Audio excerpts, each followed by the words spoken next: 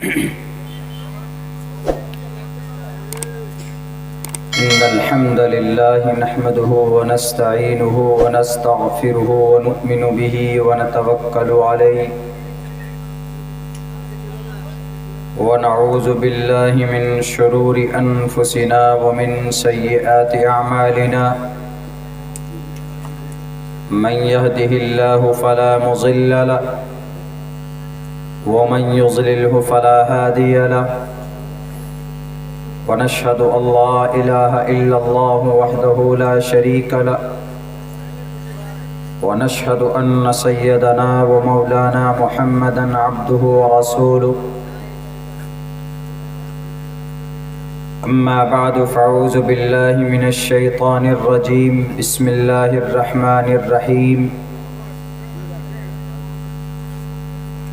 وَلَقَدْ بَعَثْنَا فِي كُلِّ أُمَّةٍ رَسُولًا أَنِ اعْبُدُوا اللَّهَ وَاجْتَنِبُوا الطَّاغُوتَ وقال الله تبارك وتعالى في القرآن المجيد وَمَا أَرْسَلْنَاكَ إِلَّا رَحْمَةً لِلْعَالَمِينَ قال النبي صلى الله عليه وسلم تركت فيكم أمرين لن تضلوا ما تمسكتم بهما كتاب الله وسنة رسولي وقال النبي صلى الله عليه وسلم أنا خاتم النبيين لا نبي بعدي All compliments, all physical prayer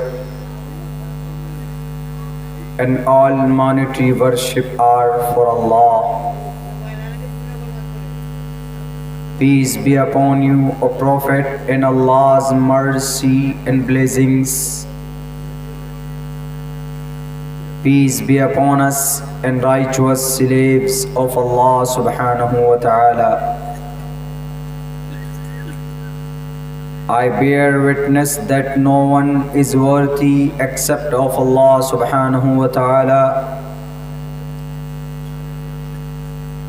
In the name of Allah, the most benevolent, the most merciful.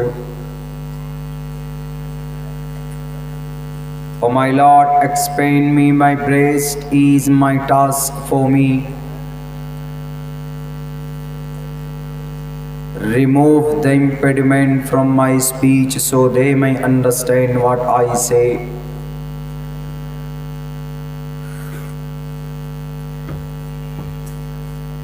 Om Sahna Vavatu Sahno Bhunaktu Sahviryam Karmamahe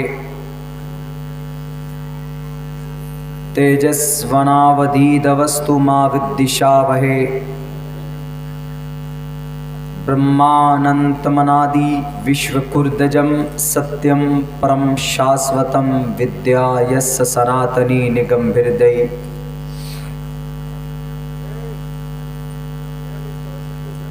जनाब सदर जलसा मुअज़्ज़ज़ हाज़रीन किराम,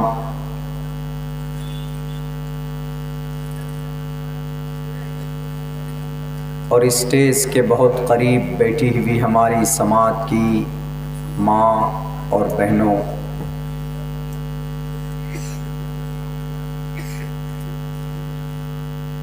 جلسے کی آج دوسری رات ہے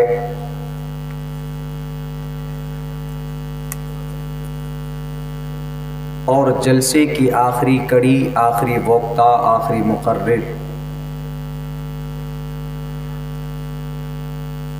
میری شکل میں آپ کے سامنے ہوں۔ کل بہت ہی خاص اور ایک حساس، بہت ہی اہم ٹاپک کے اوپر بات ہوئی تھی، ایمان کے تعلق سے، عقیدے کے تعلق سے، کانسیپٹ کے تعلق سے۔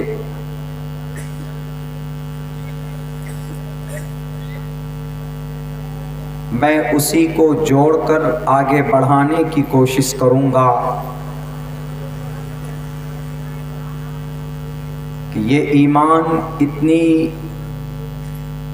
ضروری ہے، اتنا اہم ہے کہ اللہ تبارک و تعالی نے اس ایمان کو سمجھانے اور بتانے کے لیے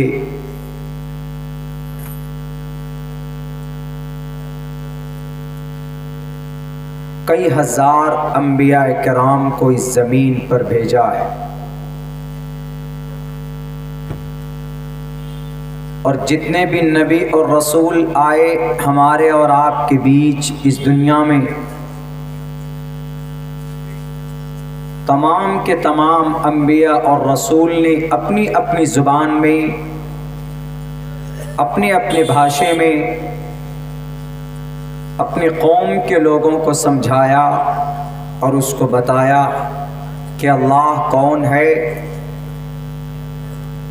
اس اللہ کے تعلق سے ہمارا کیا گمان ہونا چاہیے، کیا سوچ ہماری ہونی چاہیے۔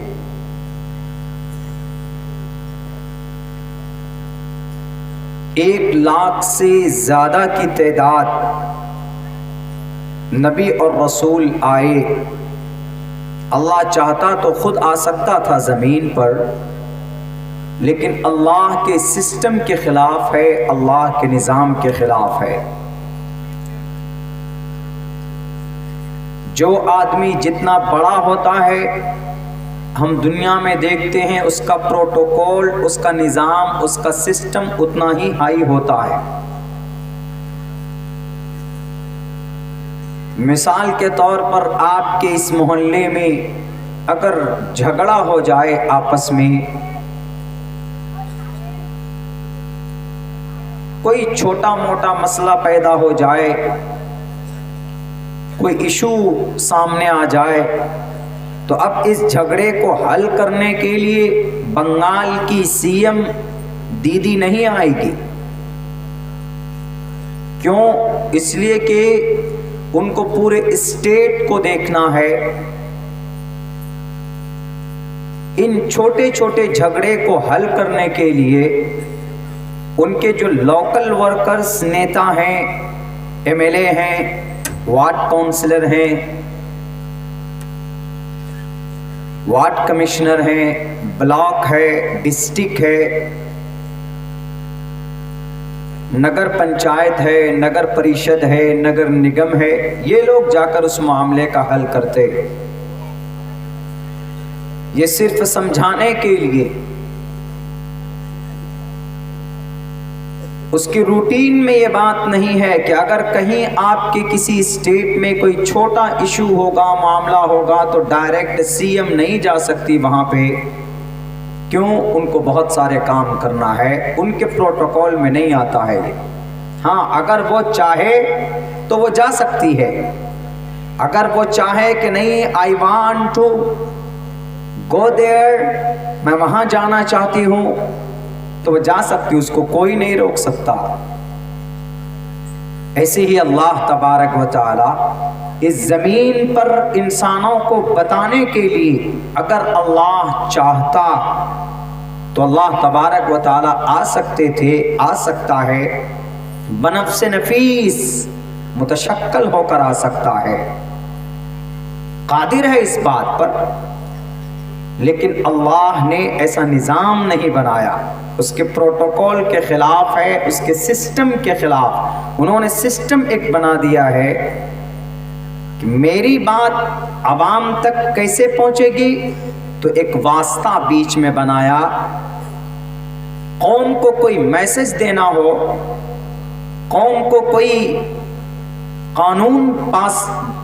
قانون کا مکلف بنانا ہو، تو پھر بیچ میں سے انسانوں میں سے ایک انسان کو چنتا ہے، پھر اس انسان کو اللہ کی طرف سے اس کو پیغمبر اور رسول بنایا جاتا ہے، اور اس کو احکامات دیے جاتے ہیں کہ جاؤ دنیا میں، تم کو یہ آرڈر دیا جاتا ہے، لوگوں کو بتاؤ، تمہاری ذمہ داری صرف یہ ہے کہ تم میرا حکم، میرا پیغام لوگوں تک پہنچا دو، بتا دو ان کو کیا کرنا ہے، کیا نہیں کرنا ہے، وہ کس لیے پیدا کیے گئے، کیا کام ان کے لیے جائز ہے، کیا کام ناجائز ہے، یہ پیغام تم دے دو ان کو۔ تو یہ بیچ میں اللہ کے پیغام کو ہم تک پہنچانے کے لیے اللہ تبارک و تعالیٰ نے نبی اور رسول کو بھیجا. سب سے آخری رسول ان دا اینڈ 1490 سال پہلے تمام انبیاء کے بعد آدم علیہ السلام سے لے کر جتنے بھی نبی حضرت عیسیٰ علیہ السلام تک آئے، پہلے انسان سے لے کر عیسیٰ علیہ السلام تک، ان کے بعد بالکل لاسٹ میں ایک آخری نبی محمد الرسول اللہ صلی اللہ علیہ وسلم کو بھیجا. انہوں نے بھی وہی دعوت دی، وہی تبلیغ لوگوں کے سامنے کی جو اور نبی اور رسول کرتے تھے، بتاتے تھے. سب کا مشن ایک ہی تھا، سب کا مقصد ایک ہی تھا، سب کا بنیادی مقصد ایک ہی تھا، لا الہ الا اللہ، کہ اللہ کے سوا کوئی معبود نہیں.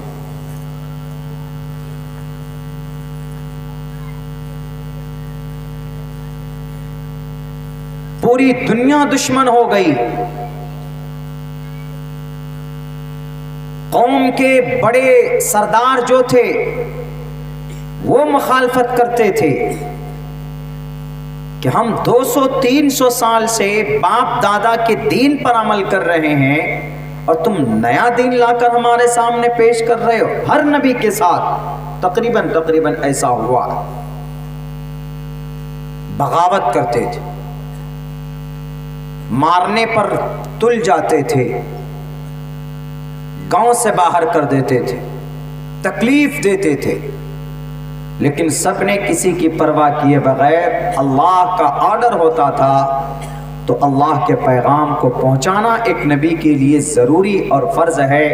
وہ ایک امانت ہے اللہ کے طرف سے، ایک پیغام ہے جو قوم تک تمام کے تمام نبیوں نے پہنچایا.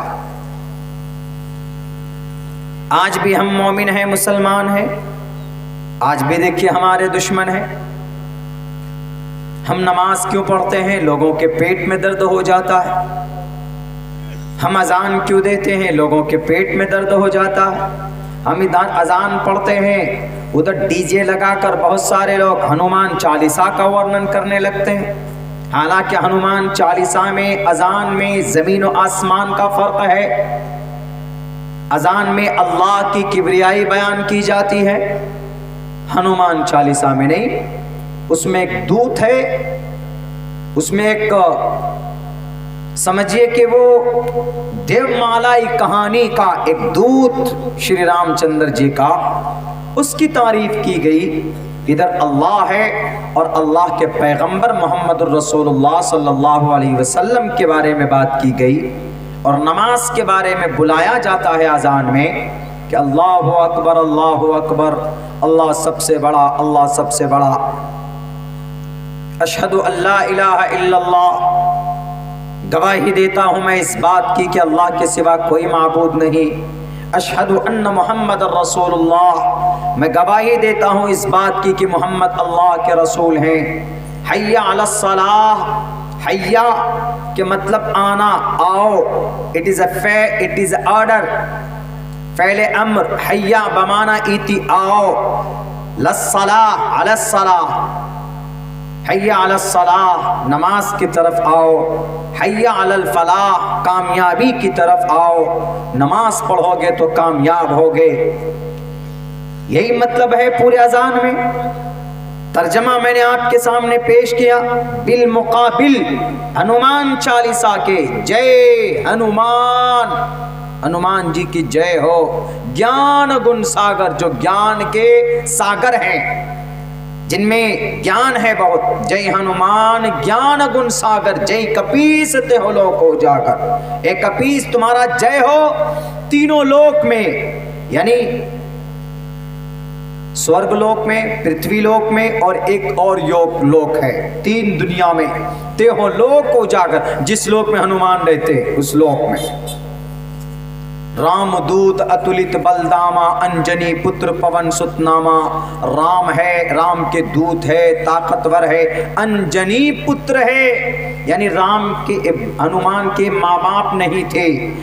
انجنی پتر پون ست ناما، ہواؤں سے بات کرتے تھے، ہواؤں میں چلتے تھے، وہ اڑتے تھے۔ کنچن ورن وراج سبیشا کانن کنڈل کنچت کیشا، پوری تعریف ہے اس میں۔ تو ہم آج اذان دیتے ہیں تو لوگوں کو تکلیف ہوتی ہے، اس میں ڈرنے کی بات نہیں ہے، چھوٹا دل مت کیجیے۔ یہ دشمنان اسلام آج سے نہیں ہے، ہمارے بھارت میں تو کم ہے، یورپ کنٹریز میں زیادہ ہے، فرانس میں زیادہ ہے، جرمنی میں زیادہ ہے، اٹلی میں زیادہ ہے، برطانیہ میں زیادہ ہے، انگلینڈ میں بھرا ہوا ہے، امریکہ میں بھرا ہوا ہے، اسرائیل میں بھرا ہوا ہے۔ دنیا کا کون سا ایسا بڑا دیش اور طاقتور شکتی شالی ملک ایسا نہیں ہے جہاں پر اینٹی آف اسلام نہیں؟ آج پیدا نہیں ہوئے ہیں یہ، آپ کے قرآن و شریعت کے، آپ کے نماز کے، آپ کے محمد کے دشمن صدیوں سے ہیں۔ یہ تو محمد رسول اللہ کے آنے کے بعد اس سے پہلے بھی جن جن انبیاء نے ایمان کے بارے میں، اللہ کے بارے میں بتایا، فوراً قوم دشمن بن جاتی تھی۔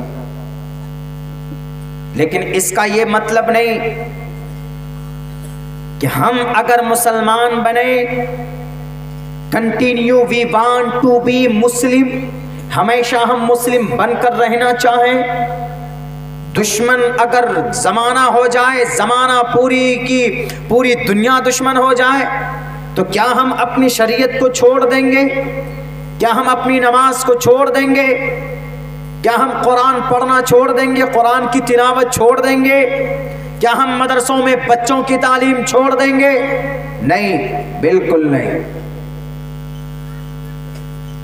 تاریخیں ہمارے سامنے ہے، سینکڑوں مثال ہمارے سامنے موجود ہے کہ ہم کچھ بھی ہوں اس زمین پر، اللہ تبارک و تعالی کی جو دین ہے، اس کی جو شریعت ہے، ہماری جان سے زیادہ قیمت اس دین کی، اس شریعت کی ہے، ہم اس پر عمل کریں گے۔ گاجر مولی کی طرح کاٹ دیے گئے بخارا سمرقند کے لوگوں کو، جن کا ایمان کمزور تھا، اپنی جان بچانے کے لیے انہوں نے داڑھی چھیل دی، سر سے ٹوپی اتار دیے، نام تک بدل دیا۔ بخارا، امام بخاری جہاں پیدا ہوئے، سمرقند، بڑے فقہاء کرام کی تعداد، کس نے ان پر حملہ کیا تھا؟ ان پر حملہ کرنے والے یہ کمیونسٹ لوگ، انہوں نے کہا کہ اسلام یہیں سے پروان چڑھتا ہے نا، ان مسلمانوں کو پیس دو، کاٹ کر رکھ دو۔ تو وہاں کے جو کمزور مسلمان تھے انہوں نے اپنا نام بدل لیا، کرسچن بن گئے، کوئی کچھ بن گیا، کوئی کچھ بن گیا۔ ڈھونڈ ڈھونڈ کر نکالتے تھے کہ دیکھو مسلمان کس گھر میں ہے، مسلمان کہاں چھپا ہوا ہے، اس کی مسجدیں شہید کر دو، ان کی داڑھیوں کو ختم کر دو، ان کی مسجد کے مینارے توڑ دو۔ توڑ دیے گئے، کوششیں کی گئی، یہاں تک کہ 1 سال تک اعلان کیا گیا کہ کسی کو نہیں مارا جائے گا، کوئی نماز پڑھے گا تو اس پر کوئی پابندی نہیں ہوگی، کوئی اذان دے گا تو اس پر کوئی ٹچ نہیں کرے گا اس کو۔ اب جتنے بھی جس کو مارنا تھا ہم نے مار دیا، اب جتنے بھی مسلمان بچے ہیں جو چھپ چھپ کر عبادت کر رہے ہیں، ان کو چاہیے کہ وہ کھل کر میدان میں آ کر عبادت کرے۔ کچھ نہیں کیا جائے گا ہم کمیونزم کی طرف سے، کمیونسٹ کی طرف سے۔ تو میرے بھائیوں، 1 سال کا ٹائم بیتتا ہے، لوگ یہ سمجھتے ہیں کہ اب کمیونزم کے طرف سے آزادی مل گئی، تو اب مسلمان آہستہ آہستہ مسجد جانے لگتے ہیں، آہستہ آہستہ داڑھی بڑی کرنے لگتے ہیں، آہستہ آہستہ ٹوپی سر پر رکھنے لگتے ہیں، آہستہ آہستہ کپڑے پہننے لگتے ہیں مشرح، یعنی ایسی شکل بناتے ہیں کہ جس سے پتا چلے کہ یہ مسلمان ہے۔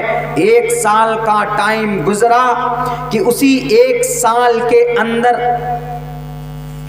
کمیونزم کے لوگوں نے دیکھا کہ کون کون اس محلے میں نماز پڑھ رہا ہے جو چھپ کر پڑھ رہا تھا، ان سب کو بلایا ایک جگہ پر، ایک کشتی میں، ایک سمندر میں بلایا، اور یوں کہا کہ تم لوگ اب اس شہر میں نہیں رہ سکتے، ہم تم کو ماریں گے نہیں، لیکن ایک کام کرو، اس کشتی پہ بیٹھو، جاؤ وہاں پر ایک آئی لینڈ ہے جزیرے انڈمان نکوبار مثال کے طور پر، وہاں جا کر رہو، گھر بساؤ، وہیں مسجد بناتے ہیں ہم تمہارے لیے، وہیں پر تمہارا گھر بنا کے دیتے ہیں، وہیں پر تم قرآن پڑھنا، وہیں پر تم حدیث کا درس دینا، وہیں پر تم اللہ اور اس کے رسول کو یاد کرنا اور شریعت پر عمل کرنا۔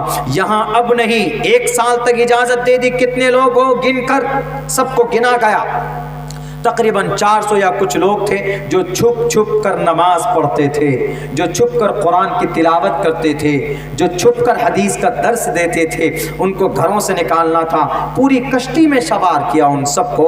وہ کشتی کو سمندر میں لے کر چلتے چلتے چلتے چلتے جب سمندر کے بیچوں بیچ وہ کشتی پہنچتی ہے تو اس کشتی کو وہیں پر ڈبو دیا جاتا ہے، وہ سب کے سب مار دیے جاتے۔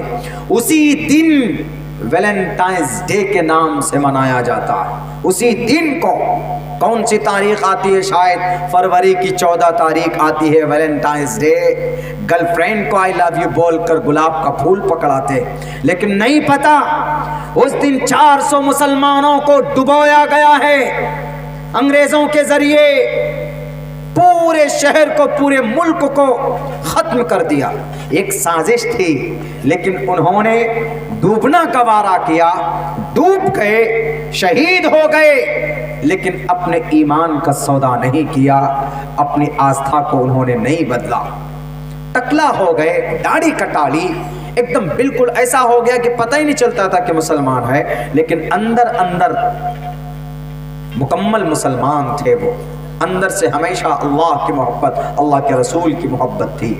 تو آج کے زمانے میں اگر یہ لال بجکر کی فوج یا کوئی بھی آدمی ہمیں ڈرائے دھمکائے کہ نہیں جناب ایک کام کرو، اب تم اذان نہیں پڑھ سکتے، اب تم مدرسوں میں بچوں کو نہیں پڑھا سکتے، تم قرآن نہیں پڑھا سکتے، تو کیا ہم مان جائیں گے؟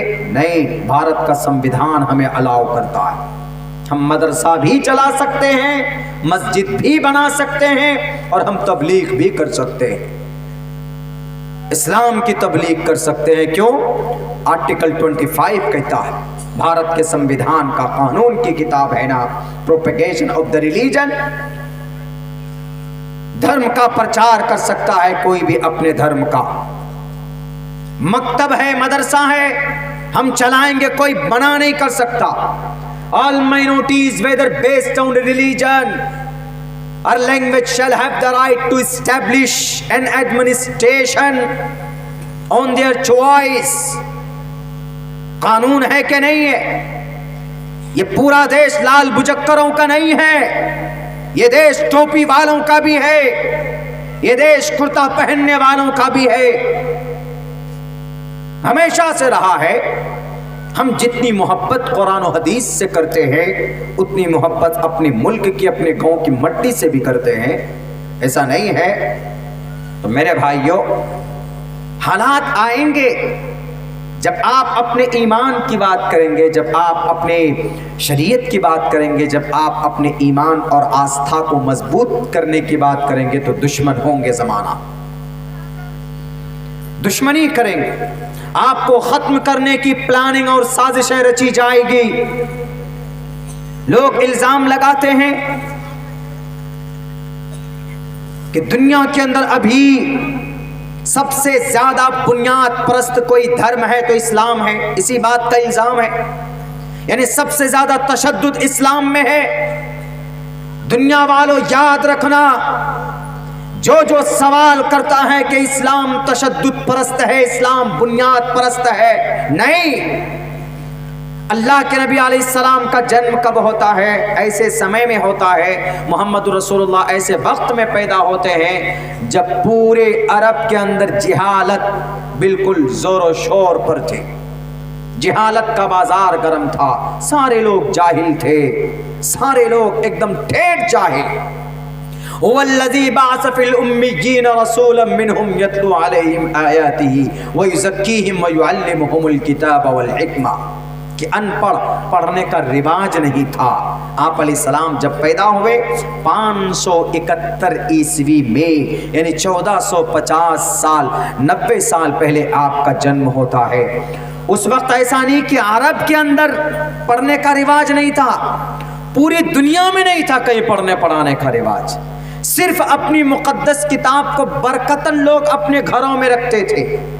موسیٰ علیہ السلام کے ماننے والے اپنی کتاب توریت کو رکھتے تھے گھر پہ، بس توریت کا پڑھنے والا کچھ ہی لوگ ہوتے تھے، ارباب کلیسا ہوتے تھے، کلیسا کے امام ہوتے تھے۔ جیسے ہمارے مسجد کے امام صاحب ہیں، ویسے ان کے کلیسا کے جو علماء ہیں وہ ہوتے تھے۔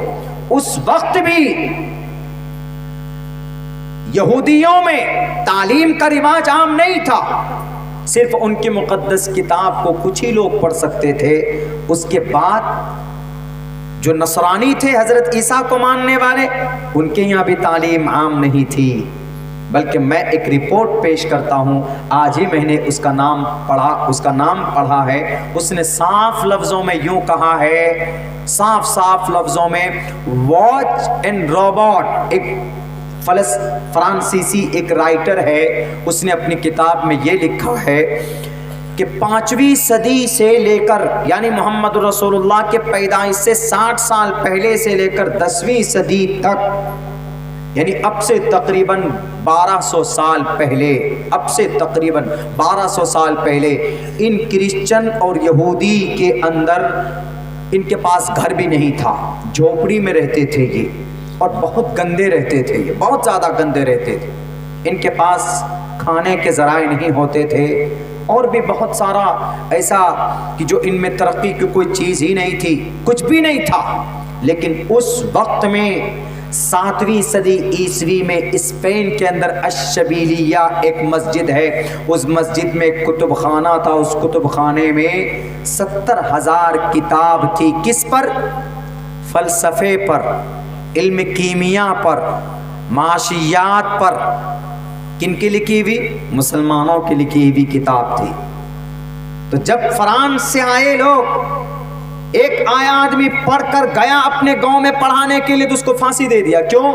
کہ تم توریت اور انجیل کے علاوہ کوئی یہ فلسفہ کہاں سے لے کر آئے، تم یہ سائنس کہاں سے پڑھ کر آئے، تم ذبح کر دیتے تھے۔ کیوں؟ یوں کہتے تھے کہ نہیں، اس کا کوئی وجود نہیں۔ افلاطون کا نام کون نہیں جانتا ہے؟ افلاطون نے صرف یہ کہا تھا کہ سورج نہیں گھومتا ہے، زمین گھومتی ہے۔ اس کی اس کانسیپٹ کو لانے کی وجہ سے گاؤں والوں نے اس کو ذبح کر دیا۔ صرف دھرم کی بات کرو، یعنی نبی کے مکہ میں عرب سے کہیں زیادہ جہالت یورپ، امریکہ، لندن، ان سب جگہوں کے اندر تھی۔ لندن، انگلینڈ میں 7ویں صدی عیسوی میں لوگ گندا رہتے تھے، لکڑیاں اور پتے چبا چبا کر رہتے تھے، لیکن انہوں نے تہذیب اور کلچر کہیں سے سیکھا ہے تو محمد الرسول اللہ صلی اللہ علیہ وسلم کی زندگی سے سیکھا ہے۔ آج اسلام کے اوپر ساری ذمہ داری ڈال دیتے ہیں کہ نہیں، محمد رسول اللہ آئے تو لوگوں کو متشدد بنایا، لوگوں کو دھارمک بنایا، اور آج مسلمان ایسے ہیں کہ کسی کی بات سننے کے لیے تیار نہیں ہے۔ یہ سب سے پہلے اپنی شریعت کی بات کرتے ہیں، اپنے قرآن کی بات کرتے ہیں۔ ہم اس لیے کرتے ہیں اپنی شریعت اور اپنے قرآن کی بات کیونکہ ہم جانتے ہیں اگر دنیا کی کسی بھی این جی او میں یا کسی بھی کلچر کو ہم اپنا لیں، ہم مرنے کے بعد کامیاب نہیں ہوں گے۔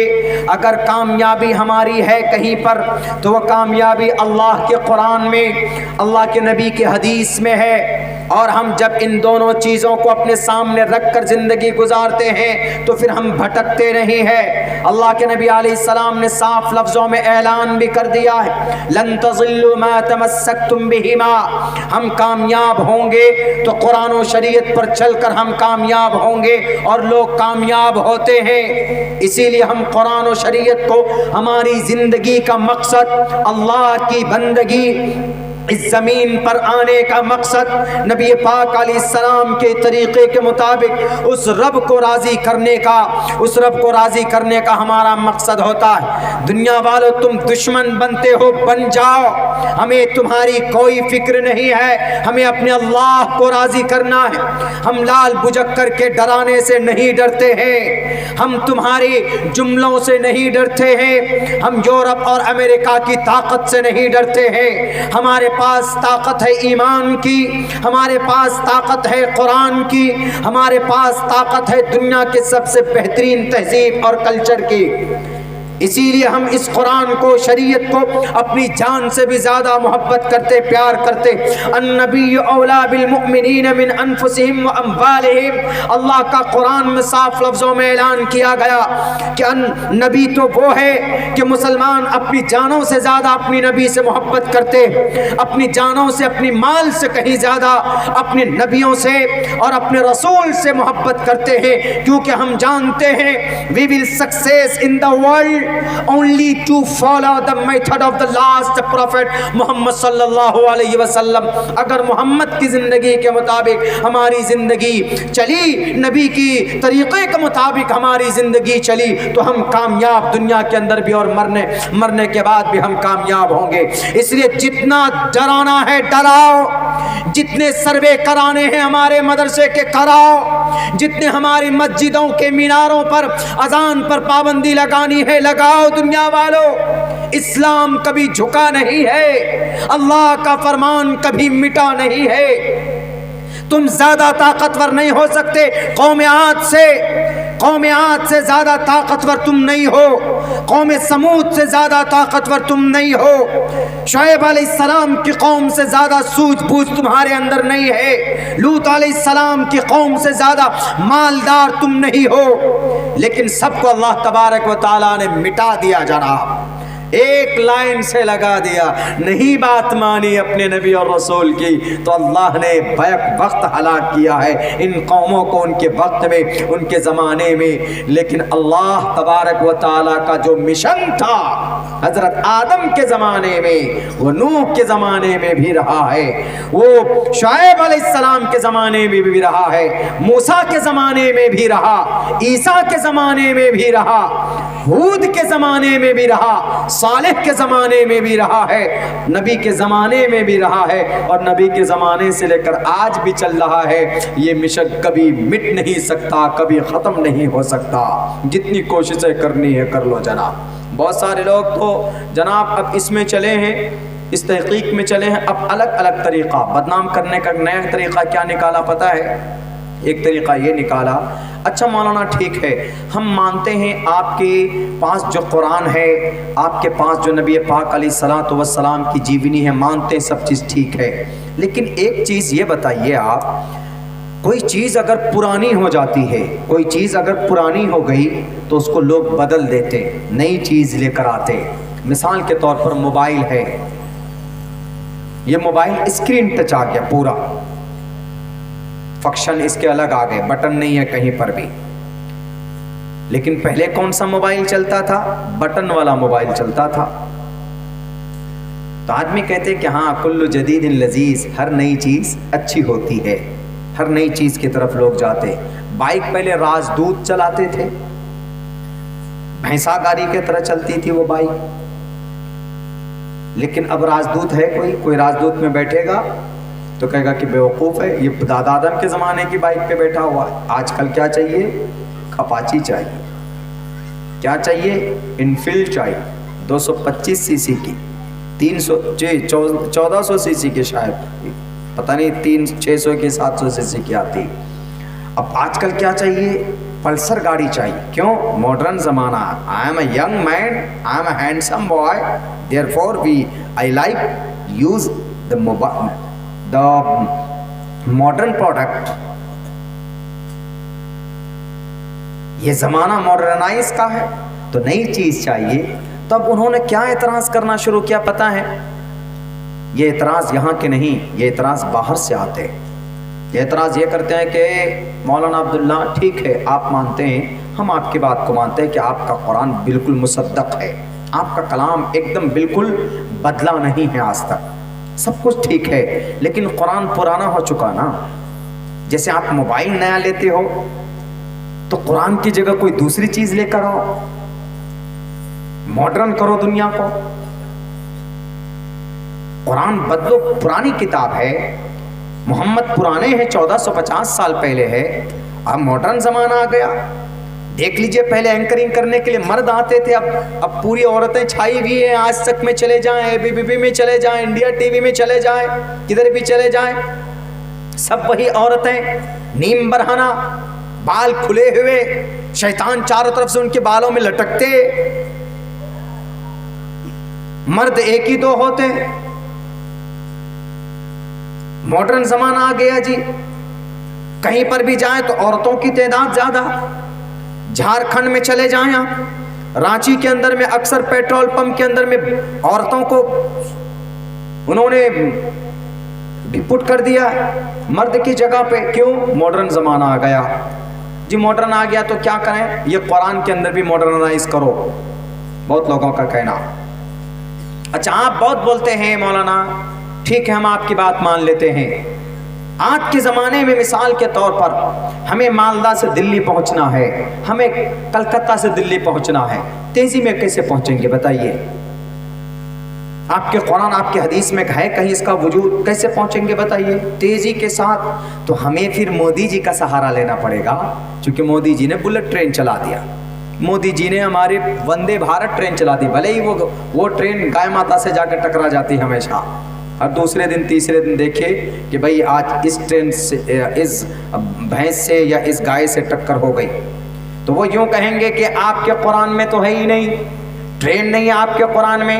زیادہ تیز اور جانا چاہتے ہیں تو ہوائی جہاز پر بیٹھو گے، دلی پہنچو گے کتنے میں؟ 1 گھنٹہ 55 منٹ، 2 گھنٹے میں، 1 گھنٹے میں 1000 کلومیٹر ہوائی جہاز سے. تو یہ تو ماڈرن ہے نا مولانا، آپ کے قرآن میں تو ہے ہی نہیں. آپ کیسے بار بار کہتے ہیں کہ یہ قرآن ہے، یہ نبی کی شریعت ہے، نبی پر قرآن نازل ہوا، نبی کے طریقے کو اپناؤ، ہمیشہ ہر زمانے میں کامیاب ہو جاؤ گے.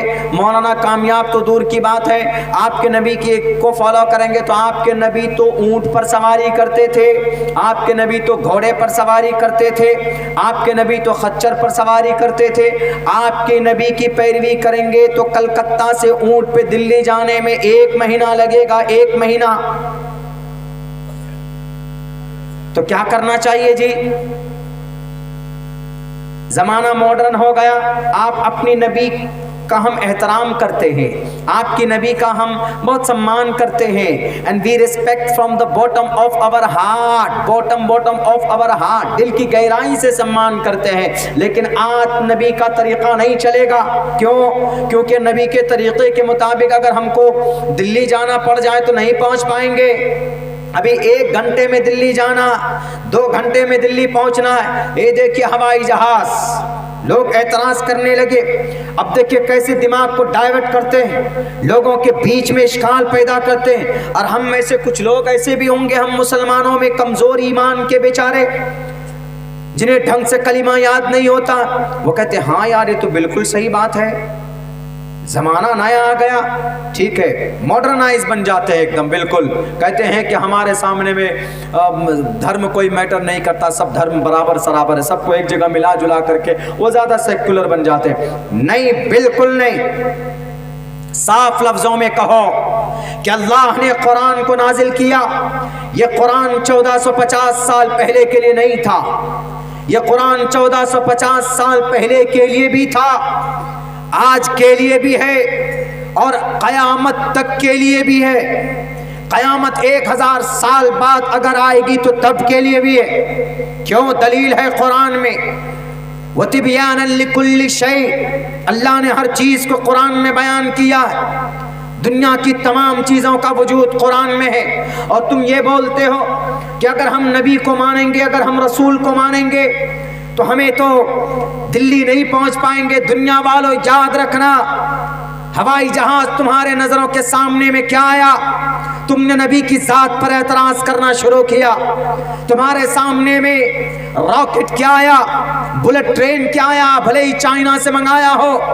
تو تم نے ایک دم قرآن پر اعتراض کر دیا، ہمارے نبی کی ذات پر اعتراض، ہمارے نبی کی لائی ہوئی شریعت پر اعتراض۔ تم راکٹ کے ذریعے سے اسپیس پہ کیا پہنچے جناب، تم آسمان چاند پہ کیا پہنچے، تم نے ایک دم قرآن پر اعتراض کر دیا کہ نہیں ماڈرن بنو، یہ شریعت کو الگ کرو، یہ پرانی چیز ہے، ترقی کرنا چاہتے ہو تو آگے بڑھو نئے انداز میں۔ ہم ان تمام لوگوں کو جواب دینا چاہتے، ہم ان تمام لوگوں کو بتانا چاہتے، تمہاری غلط فہمی ہے، تم نے قرآن کو، نبی پاک علیہ السلام کو سمجھا نہیں ہے، تم نے پڑھا نہیں۔ پڑھو نبی پاک علیہ السلام کی زندگی کو دنیا والوں۔ آپ علیہ السلام نے ایسی سواری کی ہے، سواری پر بیٹھ کر ایسی سواری کی ہے کہ قیامت تک کوئی مائع کا لال اتنی تیز رفتار سواری نہیں بنا سکتا ہے۔ آج تک آسمان میں کوئی پہنچ پایا ہے؟ کوئی نہیں پہنچ پایا، لیکن نبی پاک علیہ السلام آسمان میں گئے کہ نہیں گئے؟ پہلے آسمان میں بھی گئے، دوسرے میں بھی گئے، تیسرے میں بھی گئے، چوتھے میں بھی گئے، جنت اور جہنم عرش معلیٰ تک پہنچے جناب، رب ذوالجلال کے قریب پہنچے، بیت معمور کا طواف کر کے آئے، پہلے دوسرے آسمان پر۔ دنیا والو تم چاند پر پہنچے ہو تو تم خوشیاں مناتے ہو، we have reached at the moon، ہم چاند پر پہنچ گئے۔ ہمارے نبی 1450 سال پہلے چاند نہیں بلکہ آسمان پہنچ کر آئے، آسمان سے آگے پہنچ کر کے آئے۔ تم قیامت تک چاند میں جا سکتے ہو لیکن تم آسمان کو چھو نہیں سکتے۔ کوئی مائع کا لال آسمان کو نہیں چھو سکتا، آسمان میں نہیں جا سکتا۔ صدیوں گزر گئے، چاند میں پہنچ گئے تو خوشی مناتے ہو۔ ہمارے نبی تو کہاں چلے گئے؟ آسمان میں چلے گئے، آسمان سے اوپر چلے گئے، اور کتنی تیز رفتار سواری میں بیٹھ کر۔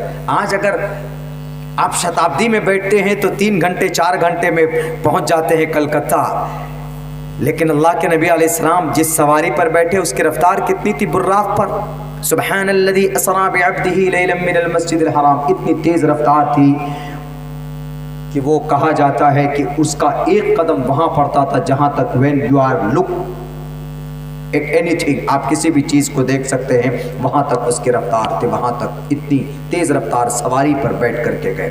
دنیا والو نبی پاک علیہ السلام کی جیونی اور قرآن کریم پر تم کبھی بھی اعتراض نہیں کر سکتے کہ یہ نئی چیز ہے۔ ہم اسی چیز کو فالو کرتے ہیں جو ہمارے نبی لے کر کے آئے تھے، اور ان دا اینڈ ہم اپنے نبی کو آخری مانتے ہیں۔ ہمارا اور آپ کا یہی عقیدہ ہونا چاہیے۔ میں نے کل تذکرہ کیا تھا نا کہ 17 بچیاں جو اپنے ایمان کو بیچ دیا تھا انہوں نے، ان کو پتہ کیسے بہلایا گیا تھا؟ پیسے دے کر۔ لیکن یہ کہا گیا تھا کہ یہ جو محمد رسول اللہ ہیں یہ آخری نبی نہیں ہے، آخری نبی آنے والے۔ حالانکہ آخری نبی ہونے کی دلیل اللہ کے نبی علیہ السلام کی قرآن و حدیث کے ساتھ ساتھ لال بجکروں کی کتابوں میں ہے، ہندو بھائیوں کی شاستروں میں ہے۔ حدیث میں تو صاف لفظوں میں انا خاتم النبیین لا نبی بعدی، میرے مسلم ماؤں بہنوں، میرے بہنوں، میرے بھائیوں، انا خاتم النبیین، نبی چیخ کر کہتے ہیں کہ میں آخری نبی ہوں، میرے بعد کوئی نبی اور رسول نہیں آنے والا، اور جس دین کو، جس شریعت کو لے کر آیا ہوں یہ کوئی نیا دین شریعت نہیں ہے۔ حضرت آدم علیہ السلام کے زمانے سے کسی نہ کسی شکل میں اس کا وجود رہا ہے، اور میں کوئی صرف کسی کا باپ نہیں ہوں۔ ما کان محمد ابا احد من رجالکم ولکن رسول اللہ وخاتم النبیین، سلسلہ نبوت کو ختم کرنے والا جو نظام میں بتا کر جا رہا ہوں، مجھ پر اللہ نے بھیجا ہے، مجھ پر جو اتارا ہے وہ نظام مکمل ہے، تام ہے، کوئی کمی کوئی نقص نہیں ہے، صاف کر دیا اللہ تبارک و تعالی نے۔ اسی لیے لاکھ دنیا والے آپ کو بہکائیں، پھسلائیں، کہیں آپ اپنے ایمان کا سودا نہیں کیجئے گا، آپ اپنے ایمان کو نہیں بیچیے گا۔ اللہ کے نبی جو طریقہ بتا دیا نماز کا وہ قیامت تک، اللہ کے نبی نے جو طریقہ بتا دیا کھانے کا وہ قیامت تک، اللہ کے نبی نے جو طریقہ بتا دیا نکاح کا وہ قیامت تک، اللہ کے نبی نے جو طریقہ بتا دیا، جو طریقہ بتا دیا سماج میں رہنے کا وہ قیامت تک، کوئی تبدیلی اس کے اندر نہیں ہو سکتی۔ اور سنو، ہمارے اتر پردیش کے لال بجکر صاحب آپ کی کتاب میں بھی ہے یگیم پر چھچھام یبم. یگیم فعل امر ہے, یگیم پر چھچھام یبم. یگ کا مطلب یگ عبادت کرنا, اسی سے ہے یوگی. یوگی اتر پردیش والے یوگی نہیں, یوگی یہاں پر عبادت کرنے والا. جیسے ہمارے یہاں بولتے ہیں عبادت گزار, متقی, تقوی, پرہیزگار بولتے ہیں نا کہ یہ بندہ بڑا عبادت گزار ہے, بڑی پابندی سے نماز پڑھتا ہے, نمازی ہے, نماز کو نمازی بولتے ہیں. ایسی سنسکرت میں کہا گیا یگیم یوگی. یہ وہ والے یوگی نہیں, یوگی مطلب ایشور کا بھکت بن جاؤ. ایشور کی بھکتی کا آخری طریقہ محمد الرسول اللہ صلی اللہ علیہ وسلم نے بتایا. اسی لیے میرے بھائیوں, میرے مسلمانوں, لاکھ کوشش ہوں, لاکھ دشمنوں کی طرف سے یلغار ہوں, آپ کو اپنی شریعت سے محبت کرنا ہے. اور یہ چیلنج بھی کیا جا سکتا ہے کہ دنیا کی سب سے بہترین شریعت, دنیا کا سب سے بہترین نظام قرآن اور شریعت اور احادیث مبارکہ نبی پاک علیہ الصلوۃ والسلام کی. ہاں کچھ چیزیں ایسی ہے جو قرآن میں صاف سمجھ میں نہیں آتی, تو اگر آپ کو قرآن صاف سمجھ میں نہ آئے تو آپ بخاری اٹھائیے, آپ مسلم اٹھائیے, آپ ترمذی اٹھائیے, آپ ابو داؤد اٹھائیے, آپ ابن ماجہ اٹھائیے, آپ نسائی اٹھائیے, احادیث کی کتابیں اٹھائیے, آپ کو وہ چیز وہاں ایکسپلین کے ساتھ مل جائے گی صاف صاف لفظوں میں. فَإِن تَنَازَعْتُمْ فِي شَيْءٍ فَرُدُّوهُ إِلَى اللَّهِ وَالرَّسُولِ. قرآن اور شریعت, قرآن و سنت کے طرف اگر تمہیں کسی معاملے میں کوئی ڈاؤٹ ہو, کوئی شک ہو, تو قرآن و شریعت کی طرف تمہیں رجوع کرنا چاہیے. میرے بھائیو, آج بڑی آسانی کے ساتھ ہم اپنے ایمان کا سودا کر لیتے ہیں, ہمیں اپنے ایمان کا سودا نہیں کرنا. میرے مسلم بھائیو, اللہ کی ذات پر بھروسہ رکھو. جب آپ مومن بنتے ہیں یقیناً آپ دنیا کی پریشانی آپ کے قدموں کے چلے آئیں گے, آپ کے پیروں کو جکڑ دیں گے. جب آپ حق بولیں گے, جب آپ حق پرستی کریں گے, جب آپ نماز پڑھیں گے, جب آپ شریعت کی بات کریں گے, تو یقیناً دنیا دشمن ہو سکتی, آپ کو جیل میں بھی ڈالا جا سکتا ہے, آپ کے اوپر ظلم کے پہاڑ بھی توڑے جا سکتے ہیں, لیکن ڈرنا نہیں ہے, لیکن خوف نہیں کھانا ہے. تاریخ اٹھا کر کے دیکھیے, دنیا جانتی ہے حضرت نوح علیہ الصلوۃ والسلام اس امت کے ابن آدم, حضرت آدم کے بعد آدم ثانی اگر کسی کو کہا گیا ہے تو نوح علیہ الصلوۃ والسلام کو کہا گیا. نوح سے پہلے بت پرستی کی شروعات ہو گئی. دنیا کے سب سے پہلے بت کا نام, سب سے پہلے بت کا نام ود ہے. ود, وہ بڑا نیک آدمی تھا, یزید بن محلب نام تھا اس کا. وہ آدمی بڑا نمازی تھا, وہ آدمی بڑا نیک تھا, اللہ کو ایک مانتا تھا اور اس وقت کی شریعت کے حساب سے زندگی گزارتا تھا. لیکن ایک نسل گزرنے کے بعد یزید بن محلب ایک جگہ قتل کر دیا جاتا ہے, اس کو شہید کر دیا جاتا. شیطان آ کر گاؤں والوں سے کہتا ہے کہ یزید کون تھا؟ یزید بن محلب کہا کہ ہمارے بڑے نیک انسان تھے. کہا کیا تم نہیں جانتے ہو؟ شیطان انسانی شکل میں آتا ہے, ہمارے اور آپ کی شکل میں آ کر گاؤں والوں سے کہتا ہے کہ گاؤں والے, نوح علیہ السلام کی پیدائش سے پہلے کی بات ہے, حضرت آدم کے آمد کے بعد, چونکہ دنیا کے اندر میں انسانی تاریخ وہیں سے شروع ہوتی. نوح علیہ السلام سے پہلے وہ انسان, اس کا قتل ہوتا ہے. بڑا نیک انسان تھا, بڑا سخی آدمی تھا. شیطان نے کہا کہ میں اس کی بت نہ بنا دوں تاکہ تمہاری نظروں کے سامنے رہے, تو تم اس کو یاد کرو اور ان کی اچھائیوں کو یاد کرو, عبادت تم اللہ کی کرو. انہوں نے کہا, گاؤں والوں نے کہا کہ بالکل بالکل ہونا چاہیے. جب ایک بت بنا دیا گیا تو اب شیطان نے کیا کہا کہ اس سے کام نہیں چلے گا, ہر گھر کے اندر ایک ایک بت رکھو.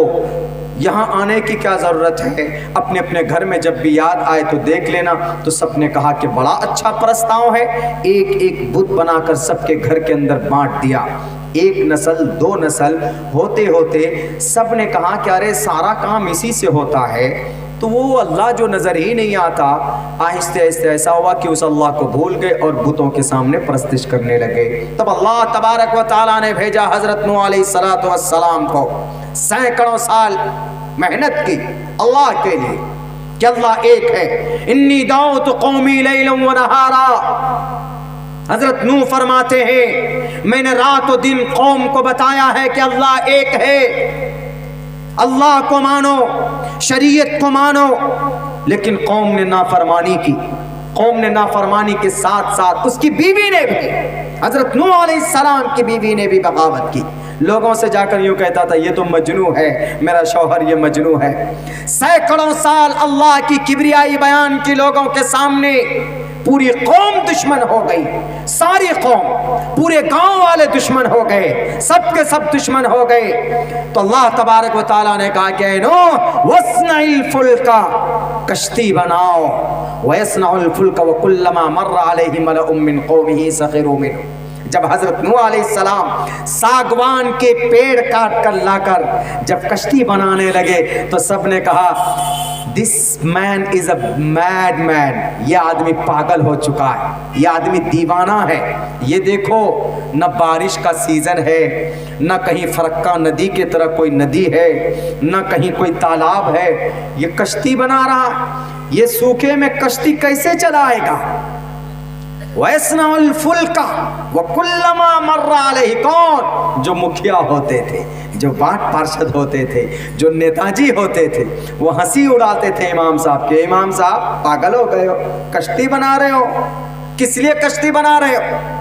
بارش تو ہے ہی نہیں، کشتی تو پانی میں ضرورت پڑتی ہے نا کشتی کی، لیکن اللہ تبارک و تعالیٰ نے وحی کے ذریعے سارے خبر دے دیے تھے نوح علیہ السلام۔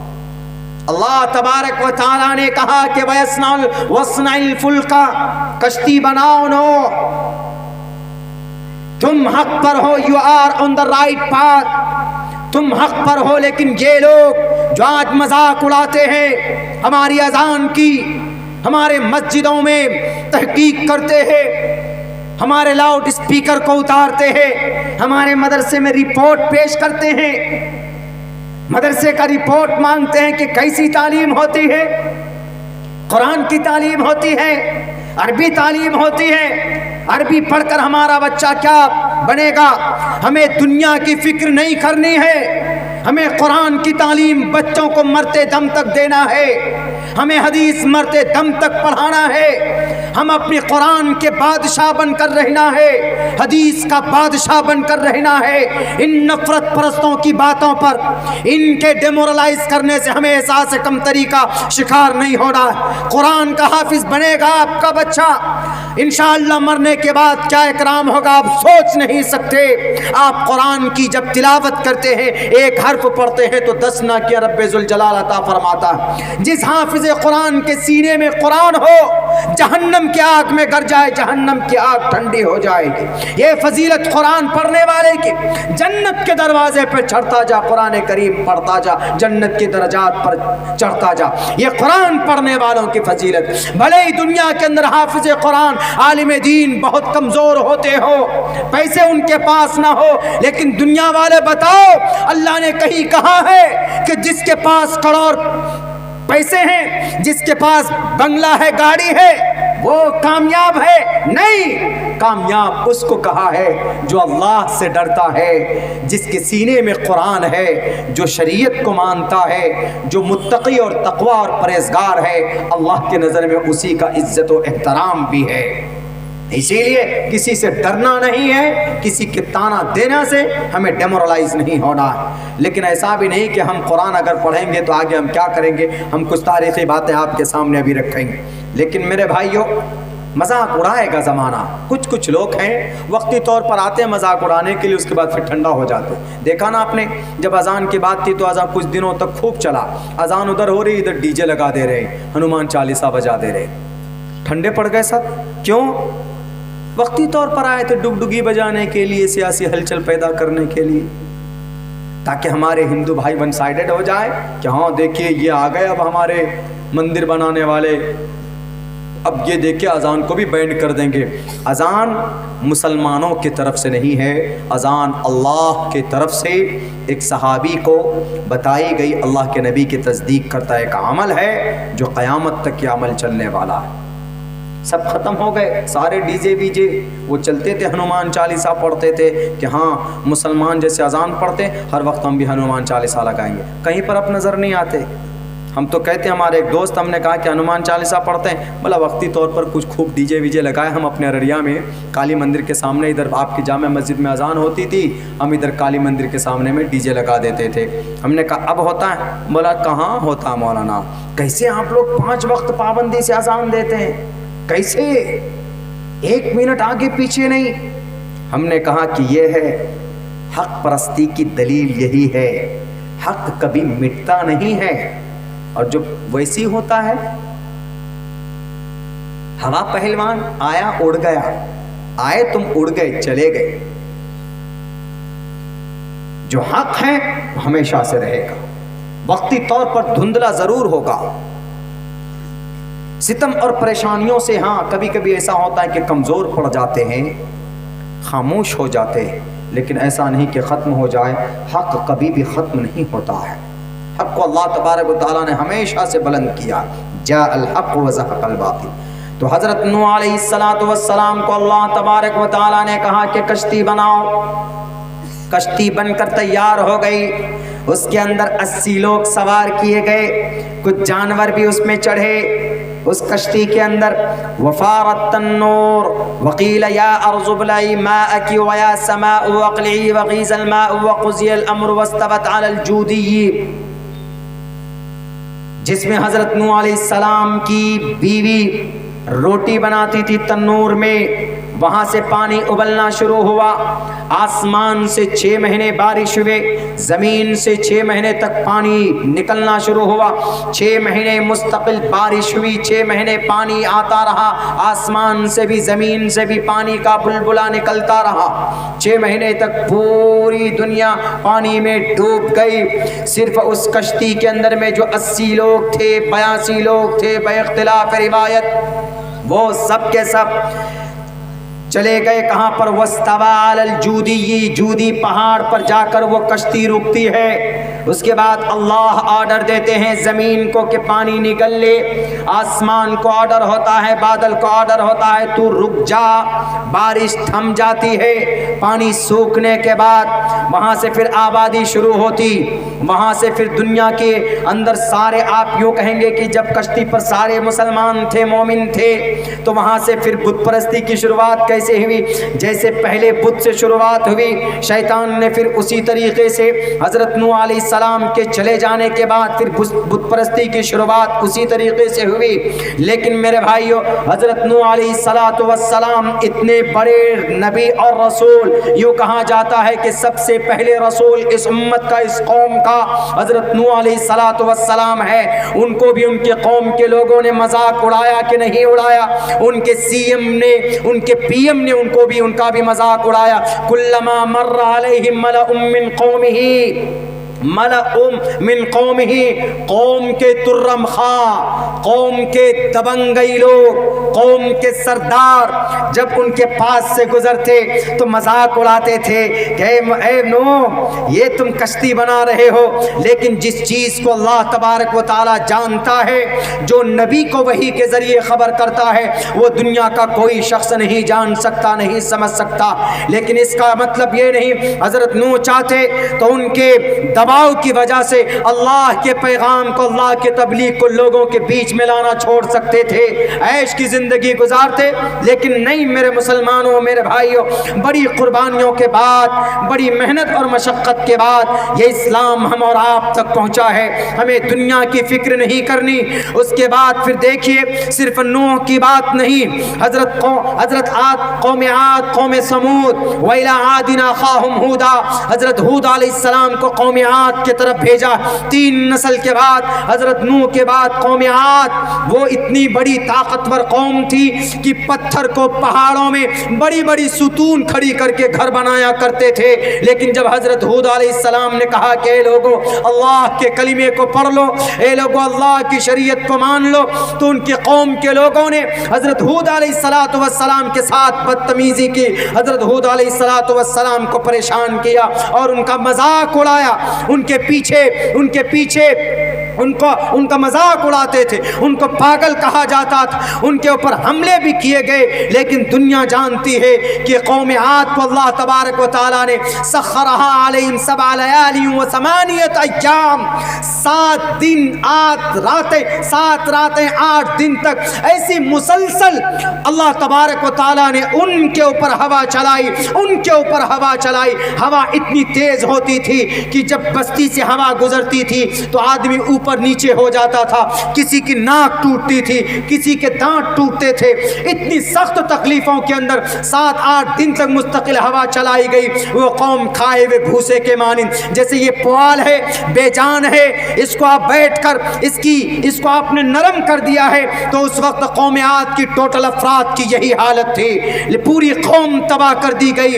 اس کے بعد پھر آپ آئیے حضرت صالح علیہ السلام کی قوم کو، ویلا حضرت صالح علیہ السلام آئے اپنے قوم میں، انہوں نے کہا کہ اے لوگو اللہ کو ایک مان لو، اللہ کا پیغمبر بن کر آیا ہو، اللہ کا نبی بن کر آیا ہو۔ میرے بھائیو، قوم نے نہیں مانی، قوم نے کہا کہ تم صالح ہو، تم نبی کے رسول، تم اللہ کے رسول ہو، تم اللہ کے پیغمبر ہو، ایک کام کرو، ہم تمہاری بات نہیں مانیں گے تو ہم کو اللہ مار دے گا، ذلیل کر دے گا، عذاب لائے گا نا۔ ٹھیک ہے، تم سے ایک مطالبہ کرتا ہوں، اگر تم حق پر ہو تو یہ سامنے پہاڑ ہے، اس پہاڑی سے 10 مہینے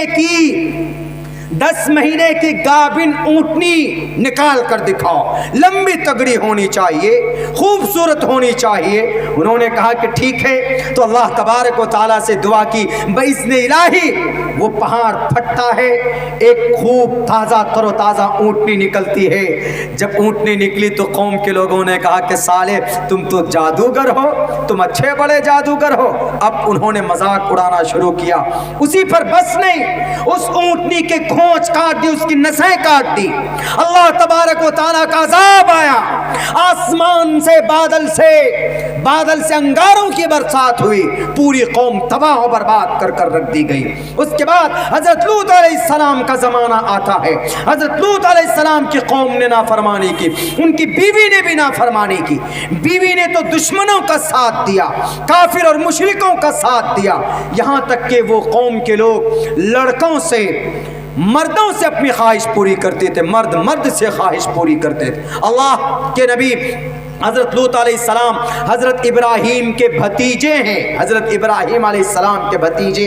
انہوں نے کہا کہ قوم کے لوگوں اتنا بڑا گناہ مت کرو، تم اتنی بڑی غلطی کر رہے ہو کہ اس سے پہلے کسی قوم نے، کسی نبی نے، کسی قوم کے لوگوں نے نہیں کیا، اسی لیے خدا کے واسطے اس بری حرکت کو مت کرو۔ لیکن قوم نے نہیں مانا، قوم نے کہا کہ ہم کچھ نہیں مانتے، ہم تمہاری بات نہیں مانتے، تم ہمارے باپ داداؤں کے خلاف تم بھڑکاتے ہو، ہمارے پوروج جس کو خدا مان کر کے آئے ہیں، تم اس کے خلاف نیا خدا کو لا کر سامنے کھڑا کیا ہے، ہم نہیں مانیں گے تمہاری بات۔ میرے بھائیو، قوم کے لوگوں نے باتیں نہیں مانی تو حضرت جبرائیل آئے۔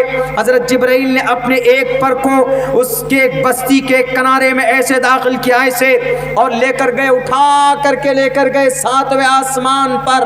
کتے بھوکتے تھے، کتے کی چیخنے کی آواز وہاں کی مخلوقات نے سنی، بچے چیخ رہے تھے، ان کی اس عذاب کو دیکھ کر لے جا کر ایسے کر کے پلٹ دیا، ایسے قوم کے سارے لوگ نیچے اوپر مٹی اوپر دفن ہو گئے، سب کے سب دفن ہو گئے۔ لوط علیہ السلام کی قوم کو اللہ تبارک و تعالیٰ نے فجعلنا عالیہا سافلہا وامطرنا علیہم حجارۃ من سجیل منضود، ان کے اوپر اللہ تبارک و تعالیٰ نے عذاب مسلط کی، پوری قوم تباہ ہو گئی۔ حضرت شعیب علیہ السلام کی قوم نے نافرمانی کی، پوری قوم تباہ ہو گئی۔ دنیا والوں، جس نبی کو برا کہتے ہو، جس نبی کو عصبیت اور بنیاد پرست کہتے ہو، اسی نبی کی وجہ سے آج اس قوم کے لوگ پوری دنیا کے اندر قوم لوط سے زیادہ گناہ اگر کسی قوم میں ہے تو بتاؤ یورپ کنٹریز کے اندر نہیں ہے کیا؟ مرد سے ہم بستری کرتے ہیں، عورت سے، اور آج کے زمانے میں عزت دار الفاظ دیا گیا لیسبین، یہ لیسبین ہے. مرد مرد سے خواہش پوری کرے، عورت عورت سے خواہش پوری کرے تو اس کو لیسبین کہا جاتا. باضابطہ وہ اپروفڈ ہے، اس کی پرمیشن ہے. حضرت لوط علیہ السلام کی قوم نے غلطی کی، گناہ کیا اور اپنے پوری قوم کو تباہ کر دیا. آج ایک علاقہ نہیں، یورپ چلے جائیں، جرمنی چلے جائیں، اٹلی چلے جائیں، لندن چلے جائیں، امریکہ چلے جائیں، اور جناب کہاں یوکرین چلے جائیں، فرانس چلے جائیں، کہیں پر بھی جہاں جہاں پر یہ یہودی النسل اور یہودی بستے ہیں، جہاں جہاں پر یہ انگریز کی اولاد بستے ہیں، وہاں پر یہ لوگ قوم لوط کی بیماریوں میں مبتلا. مرد مرد سے شادی کرتا ہے، عورت عورت سے شادی کرتا ہے. اسی کو ہم جنس پرست بولتے ہیں. ہم جنس پرستی کی وجہ سے قوم لوط کا حشر کیا ہوا تھا. آج کیا حضرت لوط علیہ السلام کی قوم سے بڑھ کر یہ عمل نہیں ہو رہا ہے؟ اللہ چاہتا تو پوری قوم کو تباہ کر دیتا، لیکن اللہ تبارک و تعالیٰ نے اللہ کے نبی محمد الرسول اللہ کی وجہ سے، کیونکہ اللہ تبارک و تعالیٰ نے کہا کہ اے محمد وما رسلناک الا رحمۃ للعالمین، جائیے آپ کو دونوں جہان کے لیے رحمت بنا کر بھیجا. ہمارے نبی پاک علیہ السلام کی وجہ سے اس قوم کو بیک وقت ہلاک نہیں کیا جا رہا ہے. کن کی وجہ سے؟ محمد رسول اللہ صلی اللہ علیہ وسلم کی وجہ سے. ورنہ گناہ تو اتنے بڑے بڑے ہیں جناب، چھوٹے چھوٹے گناہوں کی وجہ سے تو پچھلی قومیں تباہ ہو گئی. اللہ نے قوم نے نافرمانی کی، اللہ کا عذاب آیا، پوری قوم ختم، پوری قوم ختم. لیکن ان سے زیادہ بڑا بڑا گناہ ہمارے قوم کے لوگ کرتے ہیں، لیکن اللہ تبارک و تعالیٰ نے پھر بھی اس قوم کو بیک وقت آپ دیکھیں گے پوری قوم کو اللہ نے کہیں پر عذاب سے ہلاک نہیں کیا ہے. یہ صرف اسی محمد کا نتیجہ ہے جس کو ہم آج طرح طرح کے الزامات لگاتے ہیں. ارے یہ محمد تو ایسے ہیں، I want to be a great economic man, how can I be, how can I, کیسے ہو سکتا ہے، کیسے بنیں گے؟ نبی کی زندگی اٹھا کر کے دیکھو، آپ کو وہاں پر سب کچھ مل جائے گا. میرے بھائیوں، میرے ساتھیوں، ہم جس دین اور جس شریعت کو لے کر چل رہے ہیں، یقیناً اس میں دشواری ہے. وقتی طور پر کچھ لوگ آ کر کے اپنی ڈگڈگی بجائیں گے، ان کو بھی تو اپنی سیاسی روٹیاں سیکھنی ہے. لیکن خوشی ہمیں اس بات کی ہوتی ہے، میں ایک اسٹوڈنٹ ہوں تقابل ادیان کا، کمپریٹیو اسٹڈیز میرا فیوریٹ ٹاپک ہے. ہم پڑھتے ہیں کتابیں دوسری. ہم نے ایک ستیارتھ پرکاش کتاب میں ایک بہت پہلے منتر پڑھا تھا، پہلے سم اللاس میں. ہندوستان کے اندر ایک بہت بڑے گرو گجرے سوامی، بہت کھاتے تھے، وہ کھانے میں بڑا مشہور تھا، پنڈت دیانند سرسوتی جی. انہوں نے اپنی کتاب لکھی جو اسلام کے خلاف لکھی، لیکن اسلام کے خلاف لکھتے لکھتے اس نے محمد رسول اللہ کی بہت ساری حدیثوں کا تذکرہ کر دیا. ودید واچم وسر پوتام جلم پیبھتی، پیبھتی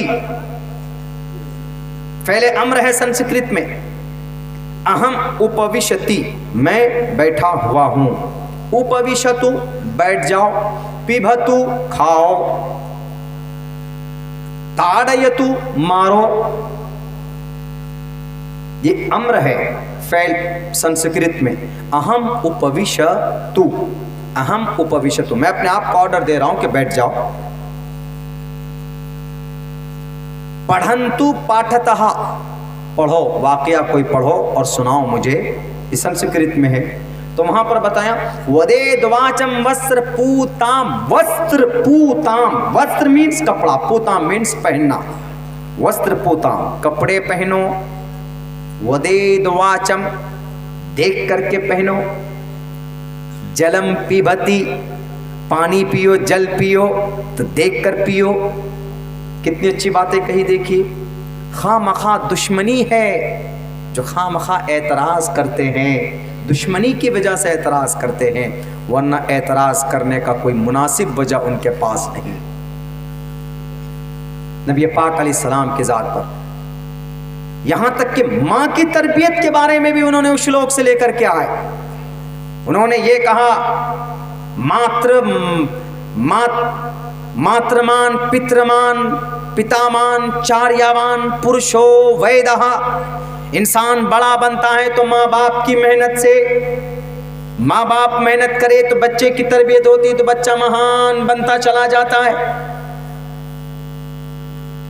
کون؟ پنڈت دیانند سرسوتی جی نے اپنی کتاب میں یہ بات لکھی، ہمارے نبی کی حدیث کو کوٹ کرتا ہے اپنی زبان میں، اپنی لینگویج میں۔ میرے مسلم بھائیوں، دنیا کے اندر ساری کتابیں، دنیا کے اندر سارا نظام ادھر سے ادھر ہوا، لیکن دو ٹوک لفظوں میں یہ بات کہی جا سکتی ہے کہ آج تک ایک لفظ، ایک حرف ادھر سے ادھر نہیں ہوا کسی کا، تو وہ اللہ کے فرمان، اللہ کا آخری سنویدھان قرآن کا اور شریعت کا۔ ایسا نہیں کہ شریعت میں مسئلہ پہلے کچھ اور تھا، پہلے 5 وقت کی نماز تھی جناب، تو اب وہ نماز 6 وقت کی، 3 وقت کی فرض ہے، ایسا نہیں۔ پہلے 5 وقت کی فرض تھی، اب بھی 5 وقت کی فرض ہے، 200 سال بعد کوئی آئے گا تب بھی 5 وقت کی فرض ہوگی، ایسا نہیں کہ بدلتی۔ اس میں بدلاؤ کی کوئی گنجائش نہیں، کوئی شکل و صورت نہیں، کوئی نہیں بدل سکتا۔ نص قطعی میں فرمان ڈائریکٹ قرآن و حدیث سے جو مل جائے، کوئی اس میں تغیر اور تبدل نہیں کر سکتا۔ لاکھ دنیا برا کہے، بری کہے، ہمیں کسی کے اوپر کان نہیں دینا، کسی کی طرف توجہ نہیں کرنا، ہمیں بس جو پیغام ہمارے بیچ میں ہے، جو شریعت ہمارے بیچ میں ہے، ہمیں اس کو لے کر آگے بڑھتے رہنا ہے انشاءاللہ تبارک و تعالی۔ ابھی مدرسوں کے اوپر کچھ اعتراضات ہیں ہمارے اور آپ کے مدرسوں کے اوپر، میں اس کے اوپر روشنی ڈالنا چاہتا ہوں۔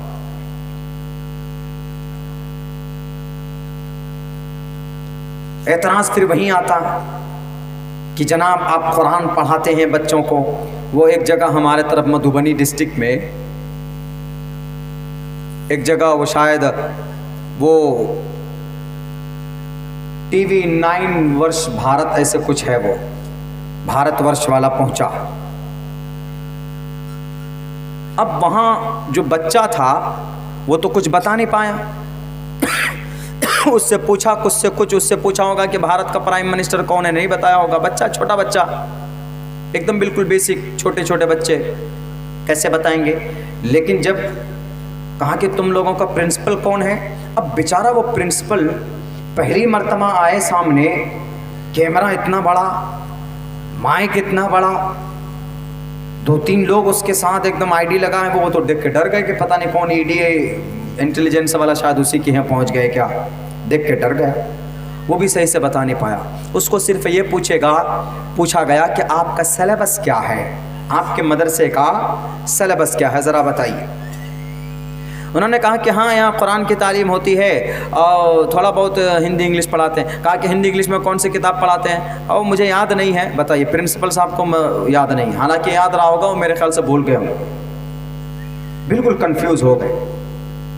نہیں، میں یہاں پر یہ مشورہ دوں گا کہ آپ مسلمان ہیں، آپ اپنے دھرم کے مطابق عمل کیجئے، اپنی زندگی گزاریے، بنا احساس کمتری کا شکار ہوئے شرمندگی محسوس مت کیجئے کہ ارے میں ٹوپی داڑھی والا ہوں، لوگ مجھے کیا کہیں گے، دیکھو مسلمان آ گیا، مومڈن آ گیا۔ نہیں، آپ مسلمان ہیں، آپ بادشاہ بن کر رہیے۔ میں سفر کرتا ہوں پورے بھارت میں، کل میں کٹیہار جاؤں گا، پرسوں چمپارن جاؤں گا، 1-2 روز کے بعد اتر پردیش، اتراکھنڈ، وہاں سے پھر سفر ہوگا مہاراشٹر کا، پھر میں آپ کا مالدہ ہوں گا، اس کے بعد پھر میں چلا جاؤں گا لکھنؤ، پھر چلا جاؤں گا میں اڑیسہ، ہر جگہ جاتا ہوں میں، اپنا شعار نہیں بدلتا، میں ٹوپی سر پر، شکل پہ داڑھی ہے، کرتا پاجامہ ہے، اپنی حالت میں رہتے ہیں، ہندی اردو بولتے ہیں، لیکن جب کوئی انگریز آ جاتا ہے سامنے، انگریز کیوں نہ، تو پھر ہم چھوڑتے بھی نہیں ہیں، پھر بڑھیا سے ناپتے ہیں اس کو۔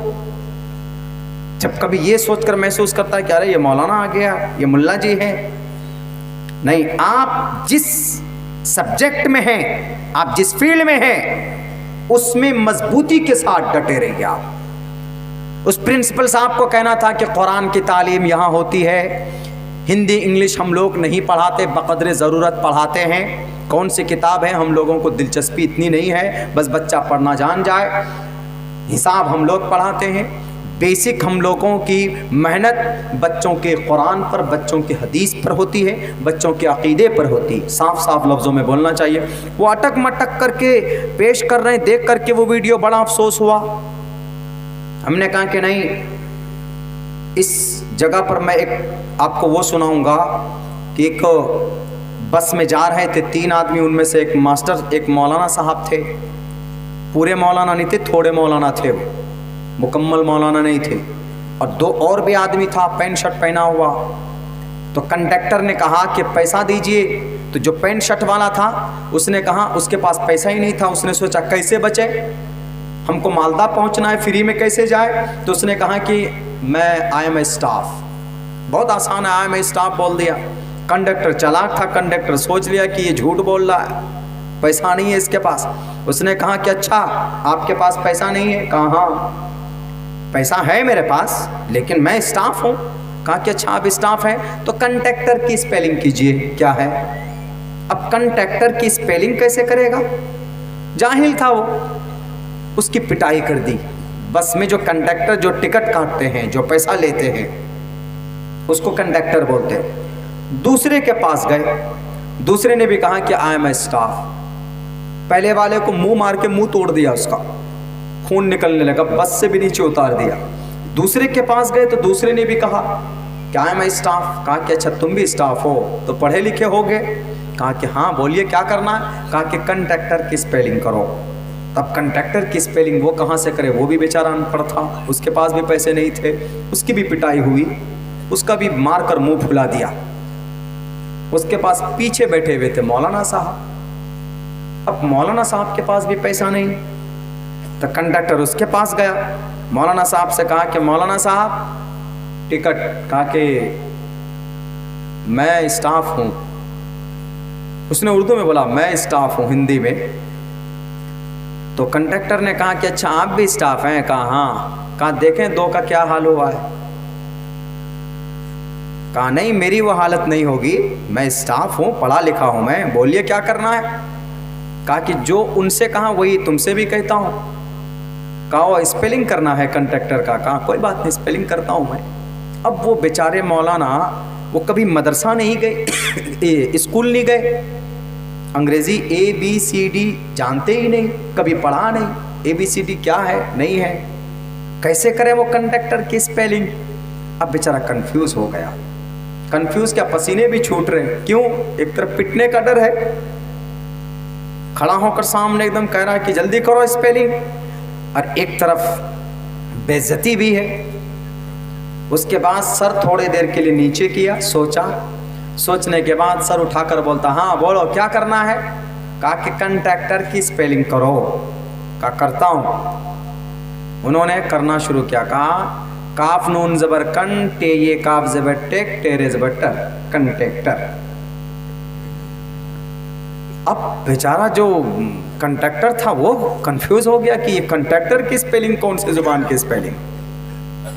کہا کہ یہ اسپیلنگ کیا تم نے؟ کہا ہاں اسپیلنگ کیا ہم نے۔ کہا کہ اسپیلنگ کون سی زبان میں کیا ہے؟ لاطینی زبان میں کیا ہے کہ فرانسیسی زبان میں کیا ہے کہ فرینچ میں کیا ہے؟ کہا کہ ارے ہم نے اردو میں کیا ہے۔ کہا اردو میں اسپیلنگ ہوتا ہے؟ کہا اسپیلنگ نہیں ہوتا، ہجے ہوتا ہے، ہجے۔ بلا آپ بتاؤ 2-3 جگہ۔ کہا میم واز بر مو، لام علی زبر لا، نون علی زبر نا، مولانا۔ کہا اور بتاؤ۔ کہا میم مدرسہ، میم زبر ما، دال زبر در، سین ہے زبر سے، مدرسہ۔ کہا اور بتاؤ۔ تو 3-4 بتایا۔ تو وہ کہا کہ یہ اردو میں اسپیلنگ ہے؟ کہا ہاں اردو میں اسپیلنگ۔ اب بیچارہ وہ جو کنڈکٹر ہے وہ سوچا کہ بڑا آدمی ہے، پروفیسر ہے شاید، اٹھا کر کہا چلیے سر آگے بیٹھے۔ اب بیچارہ وہ نرسری کے وہ دینیات کے استاد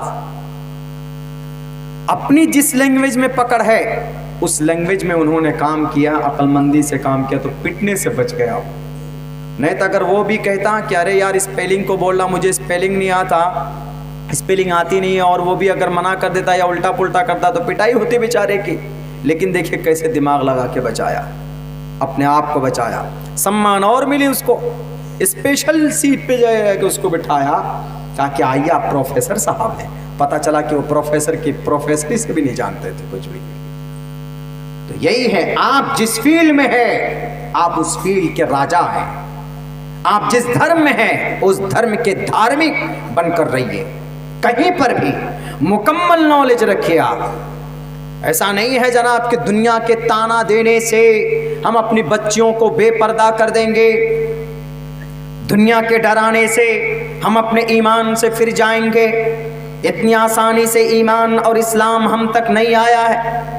ہم بھلے ہی مرتد ہو جائیں یا اسلام سے ہمارا رشتہ کمزور ہو جائے تو اللہ تبارک و تعالی ایسا نہیں ہے کہ اس کو ختم کر دے گا.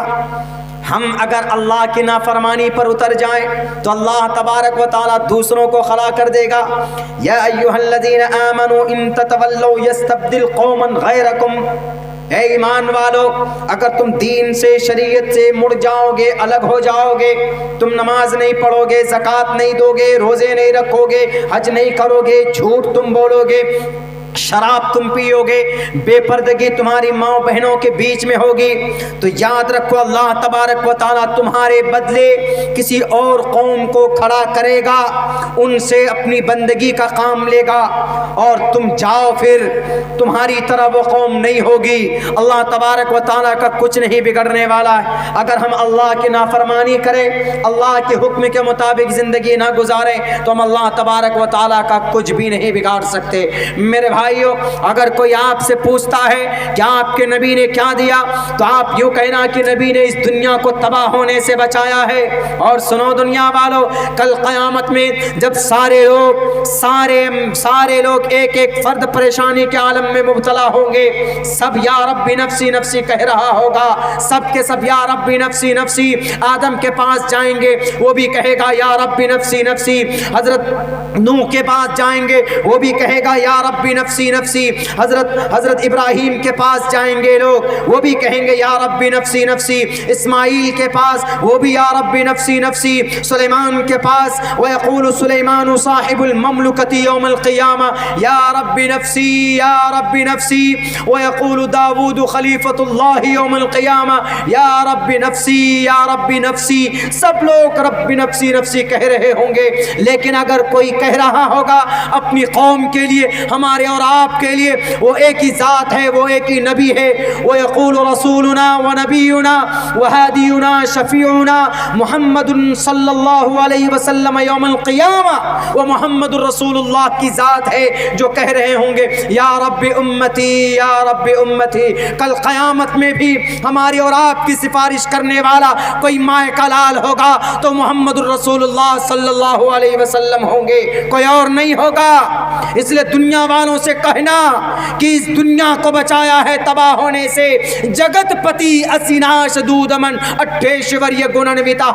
اس دنیا کا پتی اگر کوئی ہے، اس دنیا کا محافظ اگر کوئی ہے تو وہ آخری نبی محمد ابن عبداللہ محمد الرسول اللہ صلی اللہ علیہ وسلم کی ذات ہے. کل قیامت میں بھی اگر بیڑا پار ہوگا، کل قیامت میں بھی اگر سفارش کسی کی کام آئے گی تو محمد الرسول اللہ آئیں گے سفارش کرنے کے لیے. میرے بھائیو، اس کا یہ مطلب نہیں کہ ہم اور آپ اچھا عمل کرنا چھوڑ دیں، نہیں. آپ کی great responsibility and to pay offer salah 5 times a day and to pay zakah and pilgrimage to Makkah and to keep fast in the month of holy Ramadan.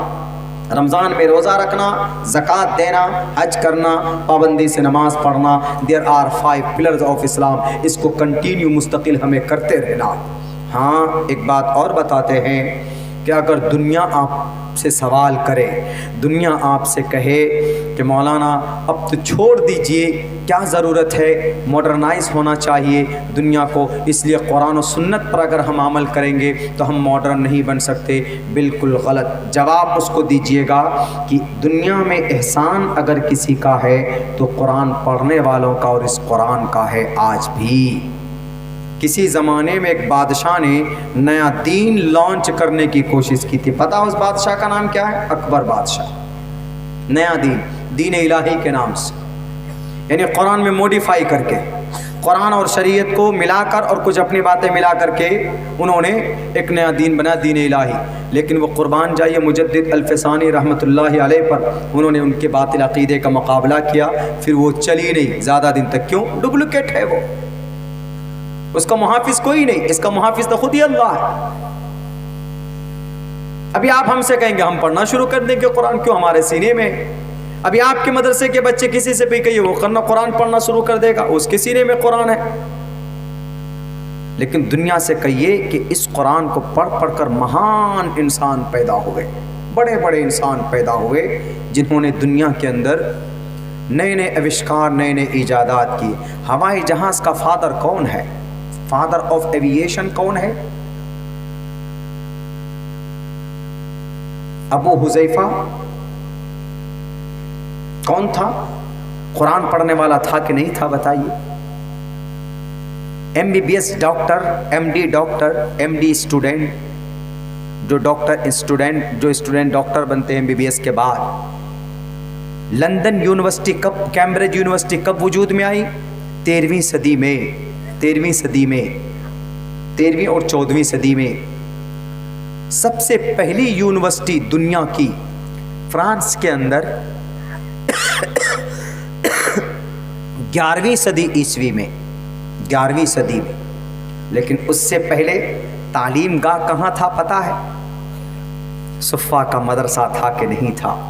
تعلیم وہاں ہوتی تھی. اس سے پہلے صفا مدرسہ سے پہلے دار ارقم میں تعلیم ہوتی تھی. اور ایسا نہیں کہ قرآن و حدیث پڑھ کر علم کیمیا، علم فلسفہ، کیمیا کو آج الکیمسٹ بنا دیا، فلسفہ کو آج سائنس بنا دیا، علم سائنس، یہ سب قرآن سے ہے. ایک بچہ قرآن پڑھ کر نکلا، حافظ قرآن بنا 10 سال کی عمر میں. اس کا نام ہے شیخ حسین ابن علی سینا. اس نے کتاب لکھی القانون. یہ کتاب آج بھی پڑھائی جاتی ہے لندن میں میڈیکل کے اسٹوڈنٹ کو، آج بھی. ابو القاسم الزہراوی، اس کی تھیوری آج بھی اس پر عمل ہوتی. قرآن پڑھنے والے تھے یہ سب کے سب. یہ صرف بڑے نام آپ کے سامنے میں پیش کر رہا ہوں. آیورویدک دوائی ہم لوگ استعمال کرتے، پوچھو آیورویدک کے جو ریٹیلر ہے اس سے پوچھو کہ آیورویدک دوائی کا فاؤنڈر کون ہے، بانی کون ہے، وہ نہیں بتا پائے گا. آیورویدک دوائی کا فاؤنڈر کا نام ابو منصور بغدادی ہے، جو قرآن کریم تلاوت کرنا جانتا تھا. 1923 میں ڈاکٹر کا امام کوئی ہے تھا، ابو بکر محمد بن زکریا الرازی. 1923 میں قرآن پڑھ کر ڈاکٹر کا امام بنا. موتیا بن ہو جائے تو آپ وراٹ نگر جاتے، نیپال علاج کے لیے. اس موتیا بن کا سب سے پہلا سرجن، آئی سرجن جس کو کہا گیا کون؟ ابو القاسم عمار موصلی، قرآن پڑھنے والا.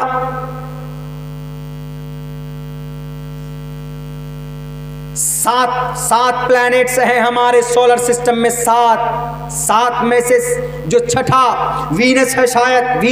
وینس کو کھوج کرنے والا کون؟ قرآن پڑھنے والا ابن ہیثم. پیٹ میں پتھری ہو جائے، مثانہ کمزور ہے، بچے کی ٹریٹمنٹ کیسے ہوگی؟ چیچک کی دوائی کا علاج کھوج سب سے پہلے کون کرتا ہے؟ یہی ڈاکٹر کا امام ابو بکر محمد بن زکریا الرازی الزہراوی. ہمارے مدرسوں کو مت ٹٹولو. ہمارے مدرسے میں پڑھ کر حافظ قرآن بننے کے ساتھ ساتھ ایک طرف فلسفے کا امام غزالی بنتا ہے تو دوسرے طرف وہیں پر البیرونی بھی پیدا ہوتا ہے، جو دنیا کا سب سے بڑا ویگیانک مانا جاتا ہے. یہ قرآن، یہ شریعت، یہ نبی کی زندگی پر اعتراض کرنے سے یہ مت سمجھو کہ ہم قرآن سے دور ہو جائیں گے، ہم تمہاری غلامی کرنے لگ جائیں گے. نہیں، اور ہو بھی نہیں سکتی، اس لیے کہ بے شمار صحابہ کرام نے اپنی جانوں کی قربانی پیش کر کے میرے بھائیوں یہ اسلام کی تبلیغ کی ہے، اسلام ہم تک پہنچا ہے. بڑی قربانی دی. میری ماں اور بہنوں، جتنی قربانی مرد حضرات کی ہے اتنی ہی قربانی عورتوں کی بھی رہی ہے، آپ کی بھی رہی. آپ کو بھی پیچھے نہیں ہٹانا ہے. میری تقریر ریکارڈ ہو رہی، میں سیمانچل کی ان 17 بہنوں سے کہنا چاہوں گا جنہوں نے پیسوں کی وجہ سے اپنے ایمان کا سودا کیا. یاد کرو، آپ یاد کرو بی بی سمیہ کی زندگی کو. جب انہوں نے کلمہ پڑھا، اللہ کے نبی سے قریب ہوئے، قرآن کو سینے سے لگایا، تو اس وقت کا سب سے بڑا طاقتور ابو جہل کہتا ہے کہ آسیہ، سمیہ، اگر تمہیں اپنی جان بچانی ہے تو بتاؤ میں تجھے معاف کر دوں گا، لیکن تم مجھے بتا دو کہ میں محمد ابن عبداللہ کو اللہ کا نبی اور رسول نہیں مانتی، میں تجھے آج بخش دوں گا۔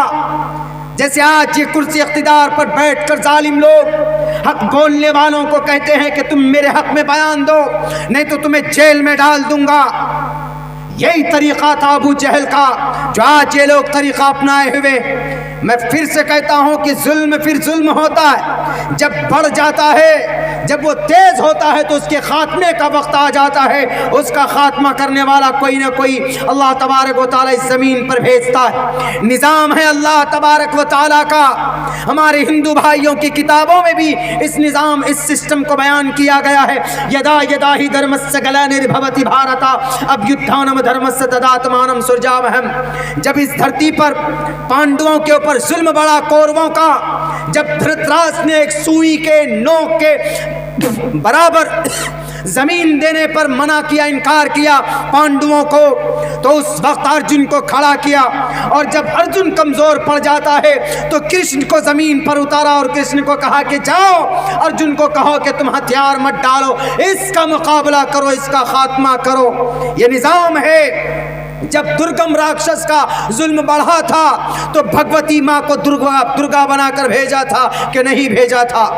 جب اندکاسر کا ظلم بڑھ گیا تھا تو اسی درگے ماتا نے کالی کے اوتار لکھی نہیں لی تھی، صاف لفظوں میں کہا یدا یدا ہی دھرمسیا گلانربھوتی بھارتا ابھیتھانم دھرمسیا تداتمانم سرجاوہم۔ زمین پر جب امن پرست لوگوں کو ختم کیا جاتا ہے، جب ظلم تشدد کرنے والوں کو، جھوٹ بولنے والوں کو کرسی دی جاتی ہے، کرپٹ کرنے والے نیتاؤں کا سمان کیا جاتا ہے مالا پہنا کر، گودرا کے اندر بلقیس بانو کی اس کی عزت لوٹنے والے، اس کی بیٹی 3 سال کی بیٹی کو گود سے لے کر پٹک پٹک کر پتھر پر مارا گیا، اور اس کے ظالم ریپسٹ کو جب سزا ہوتی ہے کچھ دنوں بعد، پہلے ابھی ان کو باعزت بری کی جاتی۔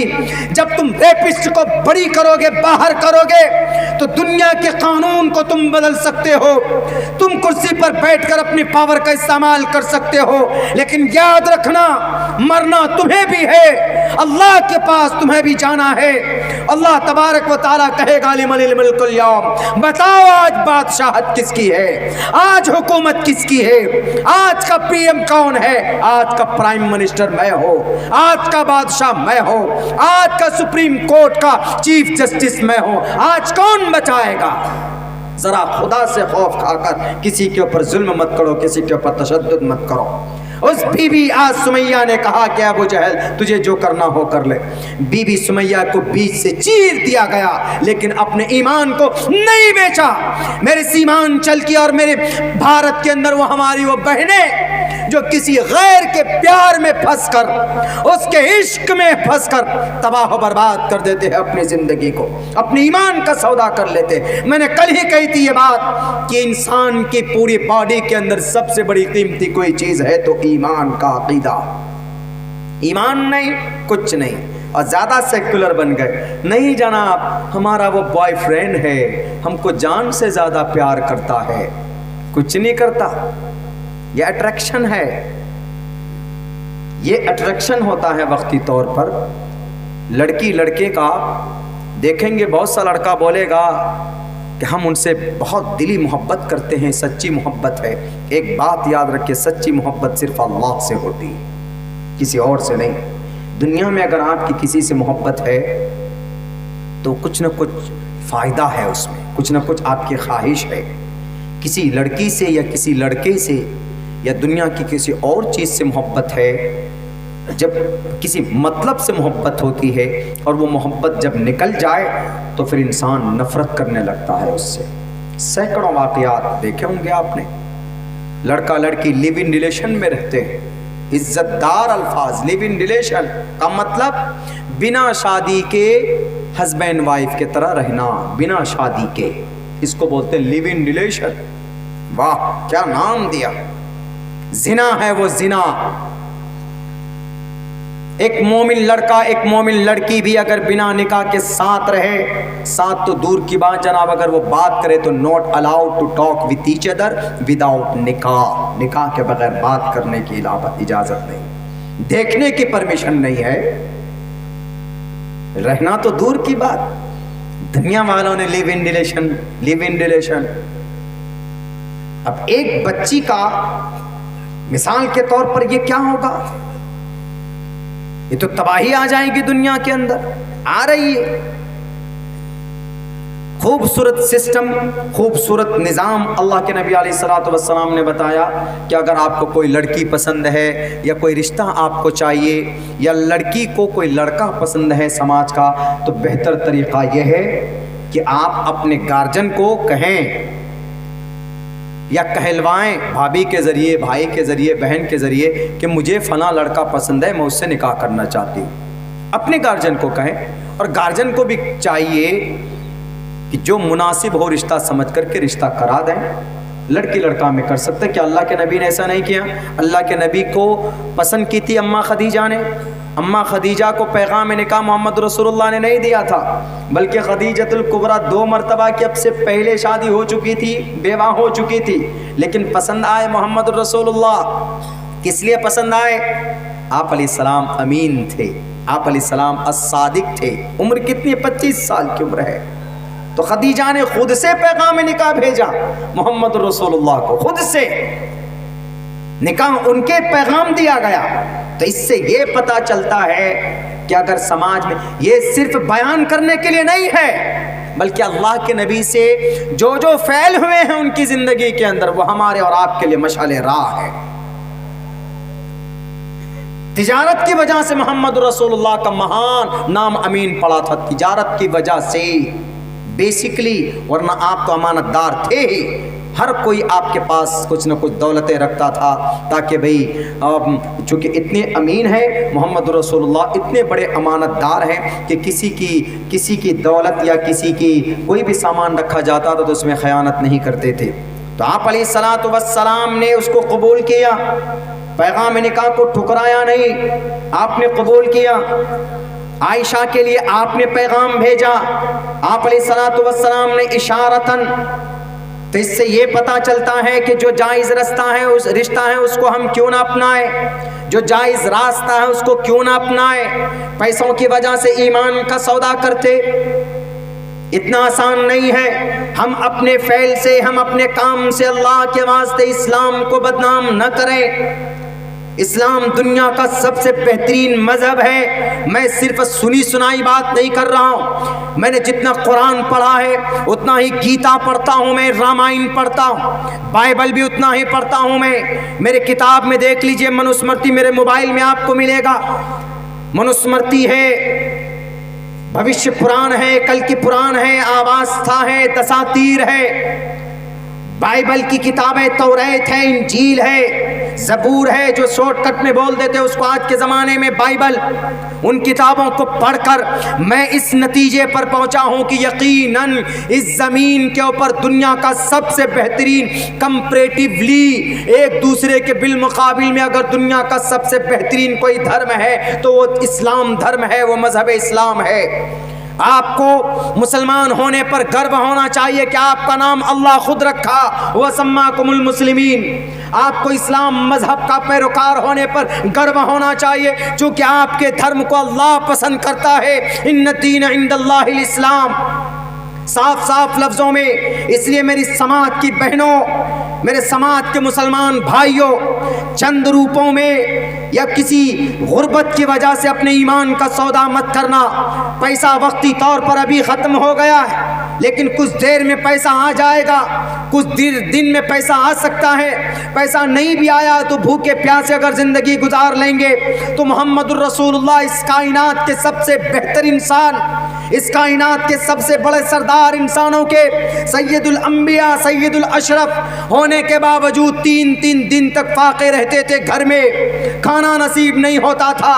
ایک صحابی نے آپ کو دعوت کی، حضرت ابو بکر صدیق کو، اللہ کے نبی کو آئے، بکرا ذبح کیا، کھا رہے تھے، تو آپ علیہ السلام نے کہا کہ یہ لو گوشت کا ٹکڑا میرے گھر میں دے کر کے آؤ۔ 3 دن تک کوئی کھانا ہمارے گھر کے اندر نہیں کھایا۔ یہ فاقہ کشی، لیکن پیسوں کھیتوں کی ہریالی کو دیکھ کر ایمان کا سودا کرنا، مرتد ہو جانا، RSS والوں کے ہاتھ کو پکڑ لینا، بجرنگ دل اور RSS والے یہ لوگ صرف اس سازش میں ہیں کہ مسلم بیٹیوں کے ساتھ شادی کرو، بچے پیدا کرو، طلاق دے کر چھوڑ دو ان کو، ان کی زندگی تباہ کرو، اور پھر جہادی ہمیں بتاتے ہیں، وہ مسلمان کو جہادی بتاتے ہیں۔ غلط بات ہے یارو، بالکل بالکل غلط ہے۔ مسلمان کبھی جہادی نہیں ہوتا۔ وہ جہادی یہ سمجھتے ہیں کہ مسلمان ہمیشہ سے لڑنے مارنے کاٹنے کی بات کرتے ہیں۔ جہاد غلط شبد ہے، شبد صحیح ہے، معنی اس کا غلط پیش کیا گیا ہے لوگوں کے بیچ میں۔ جہاد کا مطلب ہوتا ہے اسٹرگل، محنت کرنا، مشقت کرنا، جستجو کرنا، سامنے دشمن آ جائے تو اس سے اپنی جان کو بچانا، اس کو بھی جہاد بولتے ہیں۔ بڑھ چڑھ کر کسی کو خامخواہ مارنا وہ جہاد نہیں ہے، وہ ظلم ہے۔ اسلام کے اندر اس کی پرمیشن نہیں۔ آپ علیہ السلام اگر بڑھ کر قدم اٹھاتے تو 13 سال تک آپ کو کتنی تکلیفیں دی گئی، اس کے باوجود محمد رسول اللہ صلی اللہ علیہ وسلم نے کسی کو ایک تھپڑ تک نہیں مارا، کسی کو ایک گھوسا تک نہیں مارا۔ یہاں تک کہ بڑے بڑے پہلوان آ کر کے آؤ محمد طاقت لڑانا چاہتے تم مجھ سے لڑاؤ، تو آپ علیہ السلام نے زور سے پٹخا بھی نہیں ہے، پکڑ کر آرام سے رکھ بھی دیا رکانا کو۔ تاریخ گواہ ہے، سیرت کی کتابوں میں موجود ہے، پڑھ لیا جائے۔ اسی لیے میرے بھائیوں، لوگ بدنام کریں گے۔ کل ایک صاحب نے سوال کیا تھا ہم سے، اس سوال کا جواب دے کر میں بھی اپنی بات ختم کرنے کی طرف جاؤں گا، کیونکہ وقت بھی بہت ہو چکا ہے، آگے کا سفر بھی شروع کرنا۔ وہ یہ کہا تھا کہ کچھ لوگ بولتے ہیں کہ قرآن میں آیت جہاد ہے، اسی جہاد کی آیت کو پڑھ کر ہندو لوگ بولتے ہیں یہ جہادی، یعنی ہر مسلمان کو جہادی بولتے ہیں۔ 2 ہجری میں محمد رسول اللہ کو لڑنے کی اجازت دی گئی۔ کب؟ 2 ہجری میں، نبوت ملنے کے تقریباً کتنے 15 سال بعد، تقریباً 15 سال بعد۔ 13 سال مکہ میں رہے، وہاں سے آئے تو 15 سال ہو چکا تھا۔ نبی بننے کے 15 سال بعد، نبوت ملنے کے 15 سال بعد محمد رسول اللہ کو لڑنے کی اجازت دی گئی۔ وہ بھی کیسے؟ اس آیت میں اذن للذین یقاتلون بانہم ظلموا، اذن للذین، اجازت دی گئی ان لوگوں کو جن پر ظلم کیا گیا ہے، یعنی جن پر ظلم کیا گیا، جن کو مارا جاتا ہے، جن کو پیٹا جاتا ہے، جن کو تشدد کیا جاتا ہے، جن کو ٹارچر کیا جاتا ہے، تو اللہ نے ان کو اجازت دی کہ اب ظلم برداشت مت کرو، اب تمہیں بے گناہ بنا کسی جرم کے تم کو جیل میں ڈالا جائے تو خاموش مت بیٹھو، آواز بلند کرو، بنا کسی کے تم پر قانون لائے جاتے ہیں تو خاموش مت بیٹھو، آواز بلند کرو۔ یہ پریرنا ہے۔ اذن للذین یقاتلون بانہم ظلموا وان اللہ علی نصرہم لقدیر، ان لوگوں کو لڑنے کی اجازت دی گئی جن پر ظلم کیا جاتا ہے۔ اور دوسری آیت وقاتلوا فی سبیل اللہ الذین یقاتلونکم، اللہ کے راستے میں لڑو ان لوگوں سے جو تم سے قتال کرتے ہیں۔ جنگ کے میدان میں نبی کھڑے ہیں، آپ علیہ السلام نے یوں کہا، جنگ بدر میں، جنگ احد میں بھی، جنگ بدر میں بھی صحابہ سے یوں کہا کہ سامنے اگر کوئی بوڑھا آ جائے، سامنے کوئی بوڑھا ہو تو اس کو مت مارنا، وہ بوڑھا اگر تمہارے نظر تمہارے تلوار کے نیچے آ جائے، تم سے مزاحمت نہ کرے، لڑے نہیں تو اس کو مت مارنا، بچہ سامنے ہو تو اس کو مت مارنا، عورت سامنے ہو تو اس پر ہاتھ مت اٹھانا، اور اگر پیڑ پودا ہو تو اس کو بھی تم ناس مت کرنا، اس کو بھی تم برباد مت کرنا۔ دنیا والو، ہے کوئی ایسا نظام تمہارے پاس؟ امریکہ سے پوچھو، جب عراق پر بم برساتا ہے، بوڑھے کیا، بچے کیا، گھر کیا، عورت کیا، مرد کیا، جنات کھیت کھلیان کیا، باغیچے کیا، پیڑ پودے کیا، سب کو جلا کر بھسم کر دیتے ہیں۔ پوچھو امریکہ والوں سے، اگر جنگ کا طریقہ، اگر جنگ میں بھی رعایت کی گئی غریبوں کی، بزرگوں کی، عورتوں کی، بچوں کی، تو آپ علیہ السلام نے یوں کہا کہ اگر تم سے وہ لڑنے نہ آئے تو ان پر ہاتھ مت اٹھانا۔ اے دنیا کے اندر کوئی سپہ سالار اعظم ایسا جنہوں نے یہ طریقہ بتایا ہو؟ محمد پر اعتراض کرنے والوں، اگر تم کو دنیا کا سب سے بہترین جنرل چاہیے، جب سے بہترین کمانڈر ان چیف چاہیے، تو محمد رسول اللہ کو دیکھو۔ اگر دنیا کے اندر تم کو سب سے بہترین शौहर चाहिए तो मोहम्मद रसूलुल्लाह को देखो, 9 बीवियां थी बैक वक्त, लेकिन सबको आप अलैहिस्सलाम ने इज्जत दी, सबको सम्मान दिया, सबसे मोहब्बत की और सबको प्यार दिया और सबको खुश रखा, किसी को तकलीफ नहीं दी। अगर कोई माए का लाल इशारा जर्रा बराबर उंगली उठा दे, ये उंगली उठा दे जिन्हें जानकारी नहीं, ये उंगली उठाते जो जानते नहीं मोहम्मद के बारे में, कुरान के बारे में, वो उंगलियां उठाते हैं मोहम्मद रसूलुल्लाह सल्लल्लाहु अलैहि वसल्लम की ज़ात अक़दस पर। दुनिया का अगर सबसे बड़ा ताजिर, बेहतर ताजिर अगर देखना चाहते हो, मोहम्मद को उठाओ। इतने ईमानदार थे तिजारत करने में। आप अलैहिस्सलाम एक मौके पर 20 ऊंट लेकर पहुंचते हैं फरोख्त करने के लिए बाजार में। तो आपको कोई काम पेश आ जाता है, आप फौरन चले जाते हैं, अपने खादिम को कहते हैं कि 20 ऊंट को बेचना 1 लाख रुपए कीमत एक ऊंट की होनी चाहिए। मैं मिसाल के तौर पर समझा रहा हूं, लेकिन एक जो 20वां ऊंट है वो लंगड़ा है, उसका पैर टूटा हुआ है, उसकी कीमत 1 लाख नहीं 50,000 रुपए रखना।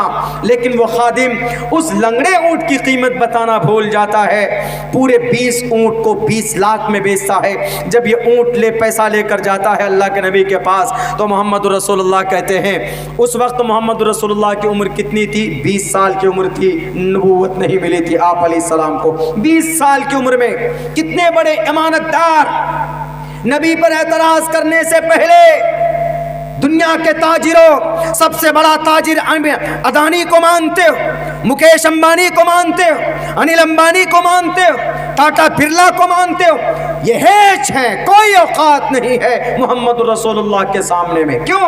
ये झूठ बोलते हैं, ये फ्रॉड करते हैं, ये शेयर मार्केट में चीटिंग करते हैं, NFT को अप्स एंड डाउन्स करते हैं मार्केट को, तब जाकर जनाब ये शेयर्स खरीदते, फिर आगे चलकर उसकी कीमत बड़ी में बेचते। अल्लाह के नबी ने इस चीज से मना किया।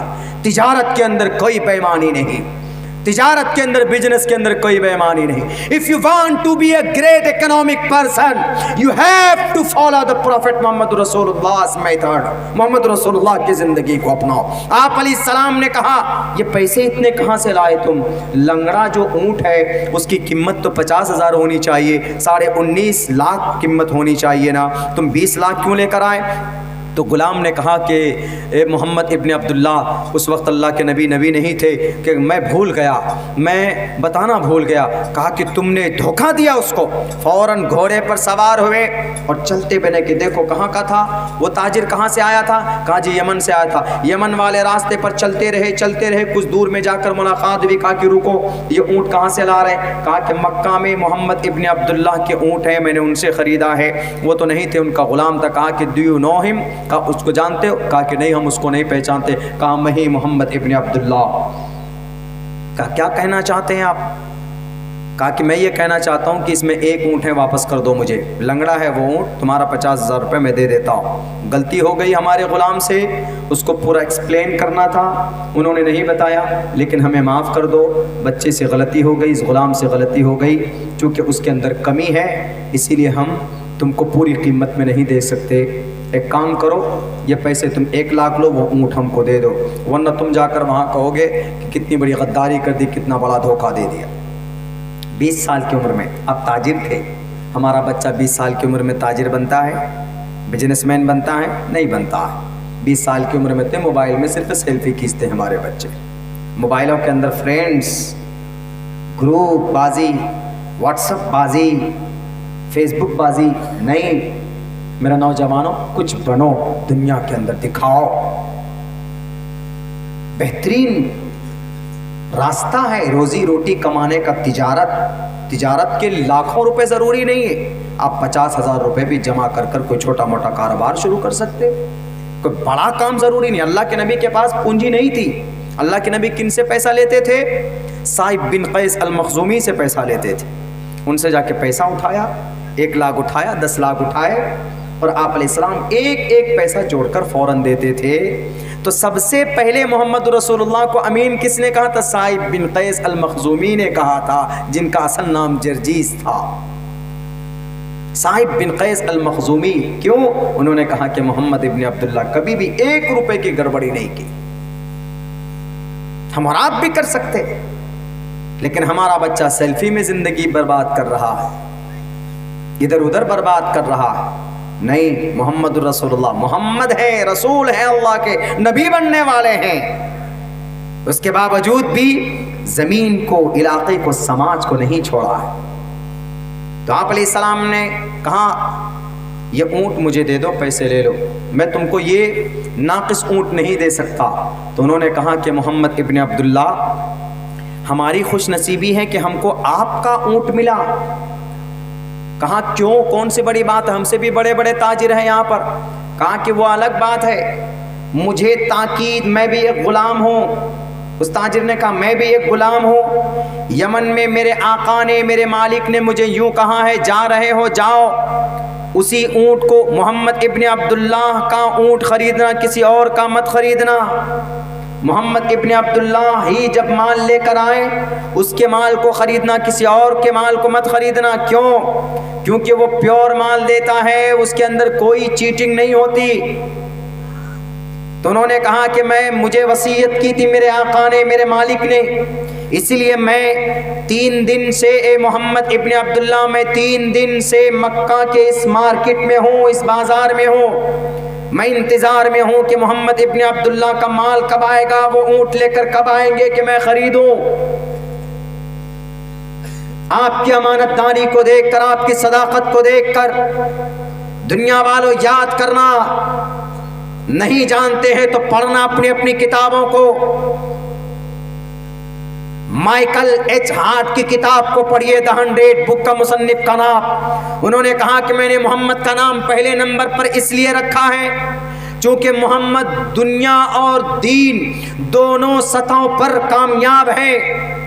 میں جانتا ہوں کہ پہلے نمبر پر نام رکھنے سے لوگ کچھ عجیب کہیں گے مجھے، لیکن دونوں اعتبار سے کوئی شخص دنیا میں اگر کامیاب رہا ہے تو اس شخص کا ایک ہی نام ہے، محمد ابن عبداللہ، محمد الرسول اللہ صلی اللہ علیہ وسلم. میرے بھائیوں، میرے ساتھیوں، آپ علیہ الصلوۃ والسلام جس فیلڈ میں گئے، جیسے بھی گئے، جہاں گئے، آپ کامیاب رہے. محمد الرسول اللہ صلی اللہ علیہ وسلم کی جیونی ایسی ہے. آج ہم کیوں رسوا ہو رہے ہیں؟ اپنے میں لڑ جاتے ہیں جناب. اپنے میں کوئی اچھا ترقی کی طرف جا رہا ہے تو اس کی پیر کو پکڑ کر نیچے کھینچتے، اپنے اچھائیوں میں بھی برائی کرتے، غلطی کرتے ہیں، کمی کوتاہی کرتے ہیں، اپنی بات صحیح طریقے پر نہیں رکھ پاتے. اپنے بچوں کو مہذب بنائیے، اپنے بچوں کو تعلیم دیجیے. اگر کوئی اعتراض کرے تو فوراً جواب دیجیے. تو اللہ نے کیا کہا قرآن میں؟ وَقَاتِلُوا فِي سَبِيلِ اللَّهِ الَّذِينَ يُقَاتِلُونَكُمْ، جو تم سے قتال کریں ان سے تم مقابلہ کرو، ان سے تم قتال کرو. کیا یہ دنیا کا نظام نہیں ہے؟ اگر کسی ملک پر کوئی میزائل داغتا ہے تو کیا وہ ملک خاموش رہتا ہے؟ وہ فوراً اس کو جواب دیتا ہے، اس کو منہ توڑ جواب دینے کی کوشش کرتا ہے. جب دنیا کا یہ نظام ہو سکتا ہے تو ہمارے نبی نے، اللہ تبارک و تعالیٰ نے اگر قرآن میں کہا ہے یا ایھا النبی حرض المؤمنین علی القتال، اللہ نے قرآن میں اگر کہا ہے فاقتلوا المشرکین حیث وجدتموہم، یا مشرکین سے مراد مخالفین ہیں، یا مشرکین سے مراد وہ فسادی ہیں، یا مشرکین سے مراد عہد کو توڑنے والے، یا مشرکین سے مراد سارے دجال ہیں، یا مشرکین سے مراد وعدہ خلافی کرنے والے لوگ ہیں، یا مشرکین سے مراد شرابی ہیں، کبابی ہیں، زانی ہیں، فساد ہیں، جو رہتے تھے مل کر سنگٹھن کو توڑنے والے لوگ مراد ہیں. یہاں پر ایک عام ہندو مراد نہیں ہے. میرے بھائیوں، اسی لیے جہادی ہر کسی کو کہنا، قرآن کے اوپر جہاد کا اعتراض کرنا کہ ہمیشہ قرآن جہاد کی باتیں کرتا ہے، مارنے کاٹنے کی باتیں کرتا ہے، ان تمام چیزوں کو صرف بدنام کرنے کے لیے ایک کوشش اور ایک سازش ہے. ورنہ اللہ تبارک و تعالیٰ کسی پر ظلم نہیں کرتا. اللہ تبارک و تعالیٰ وما ربک بظلام للعبید، دنیا کے سارے انسان اللہ کے بندے ہیں، اللہ کسی پر ظلم نہیں کرتا. میرے بھائیوں، میں جہاں تک سمجھتا ہوں آپ کو بھی ضرورت ہے، آپ اپنے بچوں اور بچوں کو دونوں کو قرآن و شریعت کی تعلیم سے روشناس کرائیے. زیادہ سے زیادہ گیان دیجیے قرآن کا، اپنی شریعت کا، تاکہ آئندہ اس طرح کے نازک حالات میں ہمارا بچہ کم ہمت ہو کر اور بد عقیدہ ہو کر اپنی شریعت کو خیر آباد نہ کہہ دے اور جا کر مرتد نہ ہو جائیں. اور اپنے بچوں کو بچیوں کو بتاؤ کہ کسی بھی غیر کے ساتھ تمہاری شادی نہیں ہو سکتی جب تک کہ وہ کلمہ نہ پڑھ لے۔ ہماری بہت ساری بچیاں غیروں کے بہکاوے میں آ کر شادیاں کر لیتی ہیں اور ان کا ہاتھ تھامتی ہیں، اپنے ایمان سے رشتہ توڑ لیتی ہیں، ماں باپ سے رشتہ توڑ لیتے۔ ہمارے سماج کے بہت سارے بچے بھی لڑکے ایسے ہیں کہ غیر مومنہ بچیوں کو لاتے ہیں اپنے گھر میں۔ میرے بھائیوں، کبھی بھی آپ کا رشتہ ان کے ساتھ جائز نہیں ہو سکتا جب تک کہ وہ کلمہ نہ پڑھ لے، جب تک کہ وہ حالت اسلام میں نہ آ جائیں، آپ کے ساتھ نہ ہو جائے۔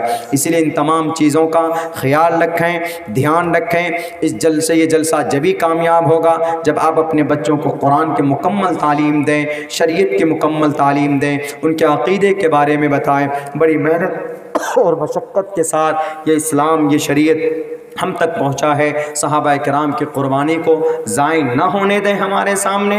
اسی لیے اللہ سے دعا کرتے ہیں کہ اللہ تبارک و تعالی ہم تمام مسلمانوں کو قرآن و شریعت کے مطابق زندگی گزارنے کی توفیق عطا فرمائے، قرآن سے بے پناہ محبت عطا فرمائے۔ تلاوت سیکھنے نہیں جانتے ہیں تو ہم مدرسے میں اپنے بچوں کو بھیج کر اپنے آپ کو بھی سکھائیں، بتائیں اور سنت رسول اللہ کے مطابق زندگی گزارنے کی ہمت اور توفیق عطا فرمائے۔ ہمارے نوجوانوں کے لیے بھی ہم یہی دعا کریں گے کہ ہمارے نوجوانوں اپنی جوانی کو اللہ کے راستے میں، اللہ کی شریعت کو جاننے کے لیے، نبی پاک علیہ الصلوۃ والسلام کی سنت کے مطابق گزارنے کی اللہ آپ کو توفیق دے۔ آپ یہ دعا کرتے رہیں۔ بہت بہت شکریہ، جزاک اللہ۔ السلام علیکم ورحمۃ اللہ وبرکاتہ۔